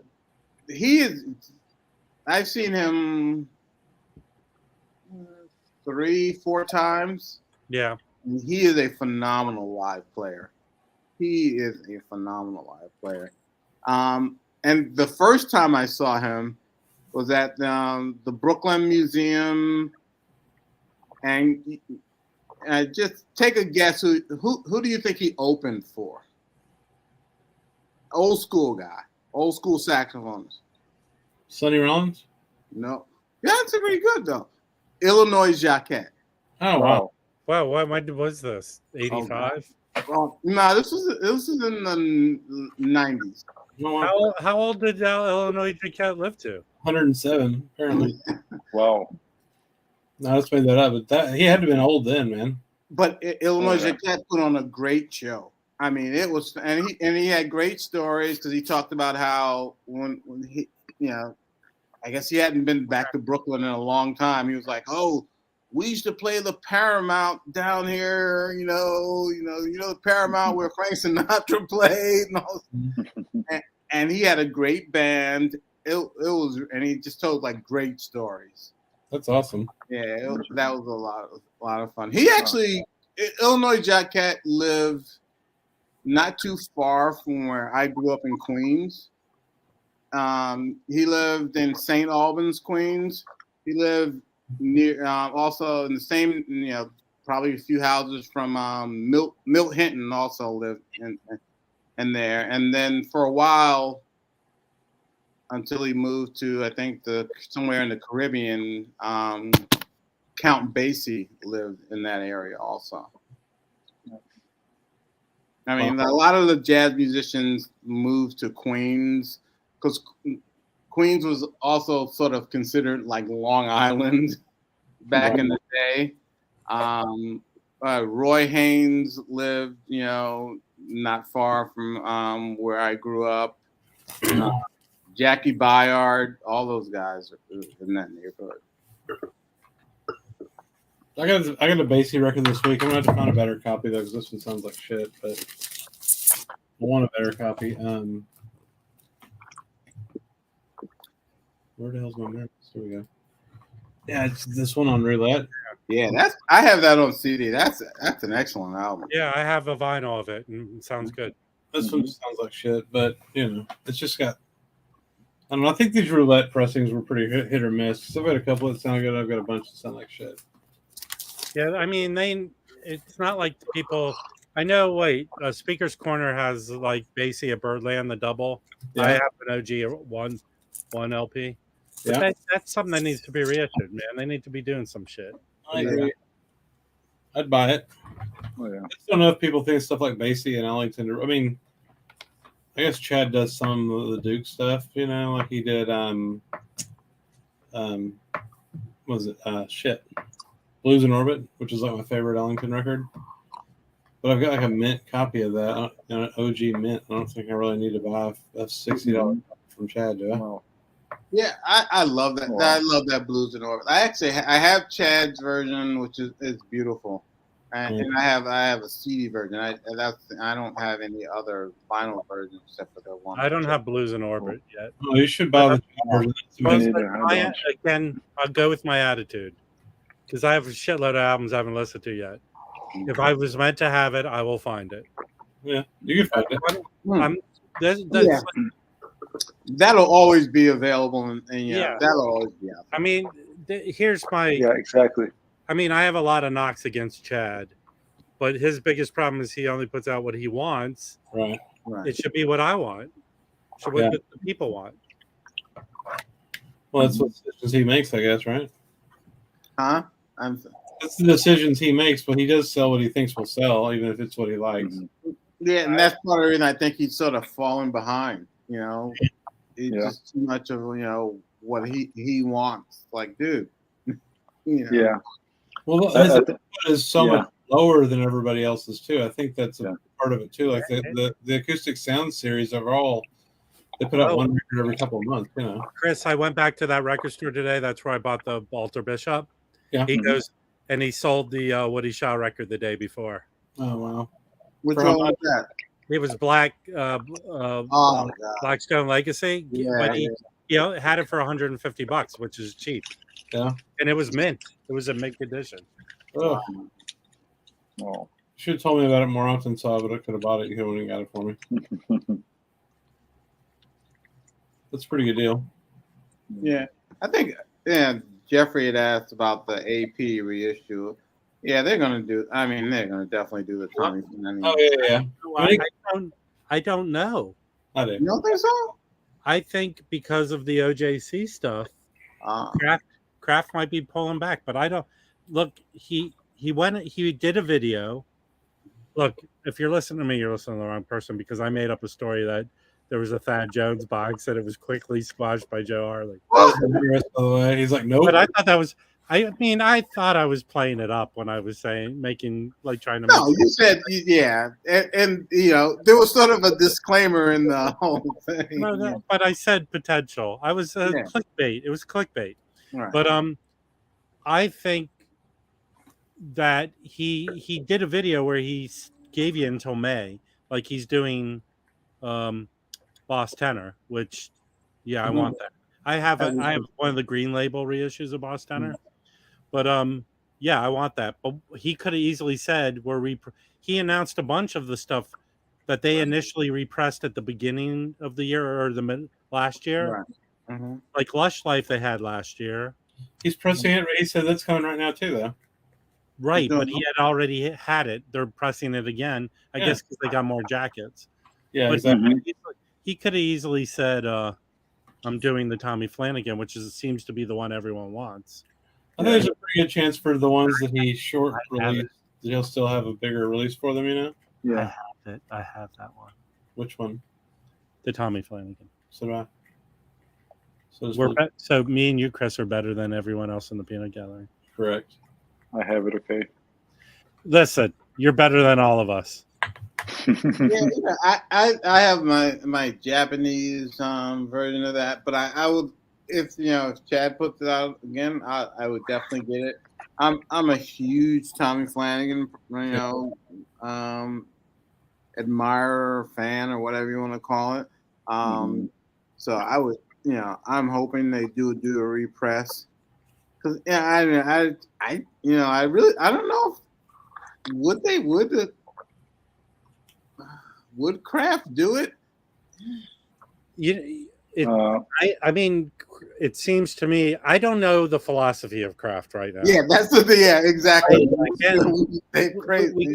We go back to the same point. They need a figurehead, a spokesperson. Right. Well, that guy that he locked up wasn't terrible. I'm here right now. Yeah. But they do. They like, we know what MoFi's philosophy deal is, even though they don't have a spokesperson. Yeah. We know what Chad's deal is, because he tells us. We know what Joe Harley Dom was. That the classic guy doesn't. We don't hear a peep out of that guy. Yeah. But I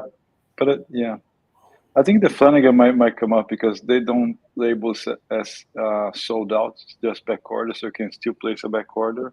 I think they're going from acoustic sounds. He would just say sold out. I'm guessing. Fair. Yeah, that's true. I'm just checking that now.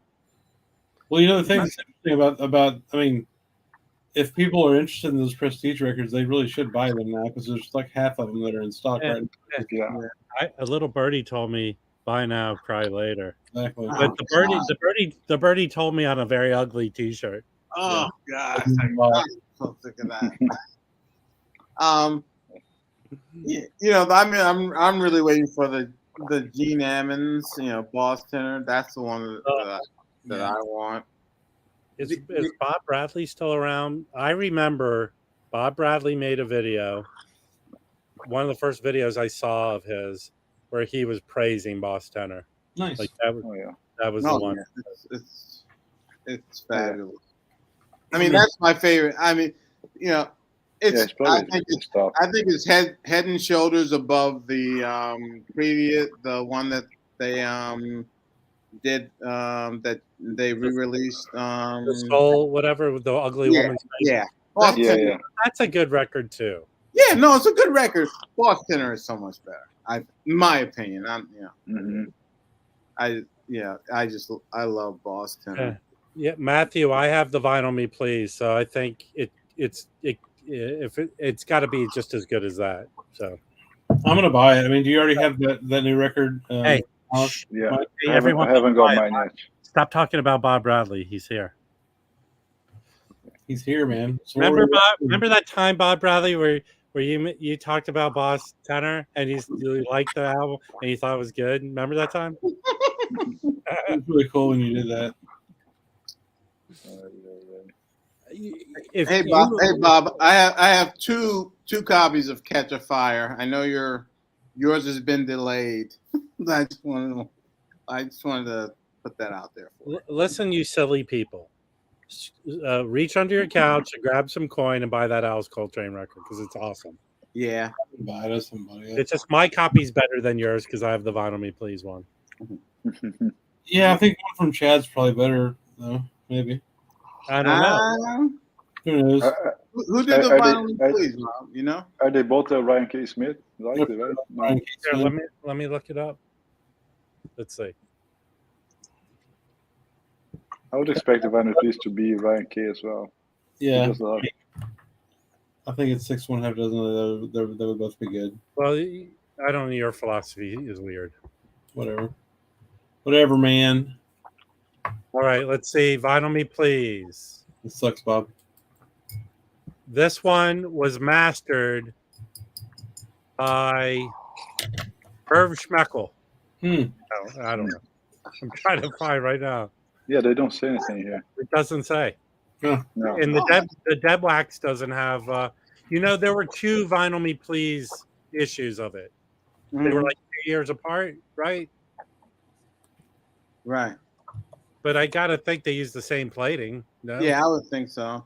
I mean, I remember when Vinyl Me Please put out the Blossom Dearie. Mm-hmm. It wasn't. I didn't know it was like. I don't think they advertised it was Kevin Gray. But you look at it's in the Dead Waxes. I think it's Kevin Gray. But it has the same Dead Wax, both versions. So now I'm looking in the comments. Let me go back. It doesn't say it in that one. So it was 2017 and 2018 are the two Thought Pleases. I have the original one. And in the comment section, someone is not saying that same.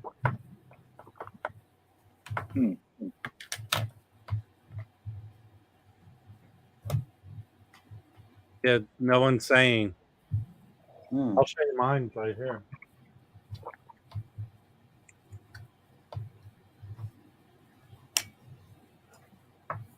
Here's mine right here. Oh.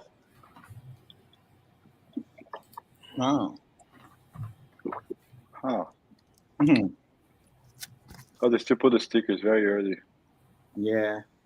Yeah, this didn't have a booklet, I think.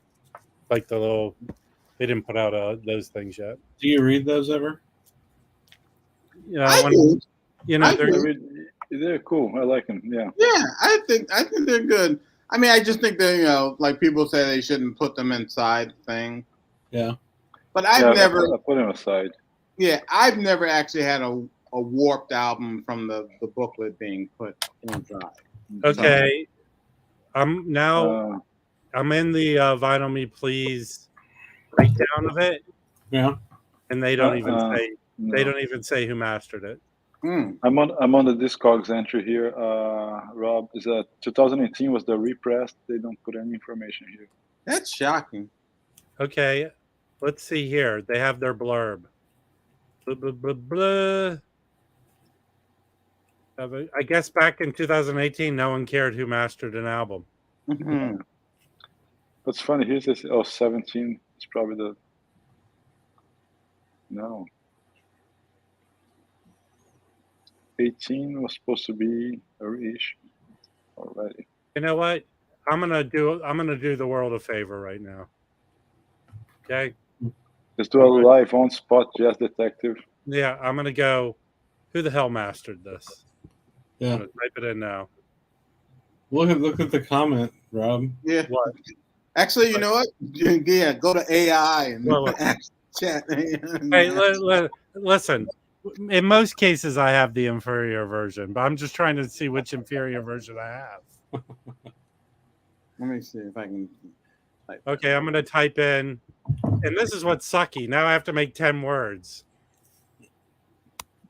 Yeah, the 10 words thing sucks. I said who mastered this? That's 4 words. Now I have to. Please let me know who mastered this. This is riveting content, by the way. This, listen. Rob types into. I know right now you could go to another stream and watch Bert and Ernie talk. So. Ooh, really? I like Bert and Ernie.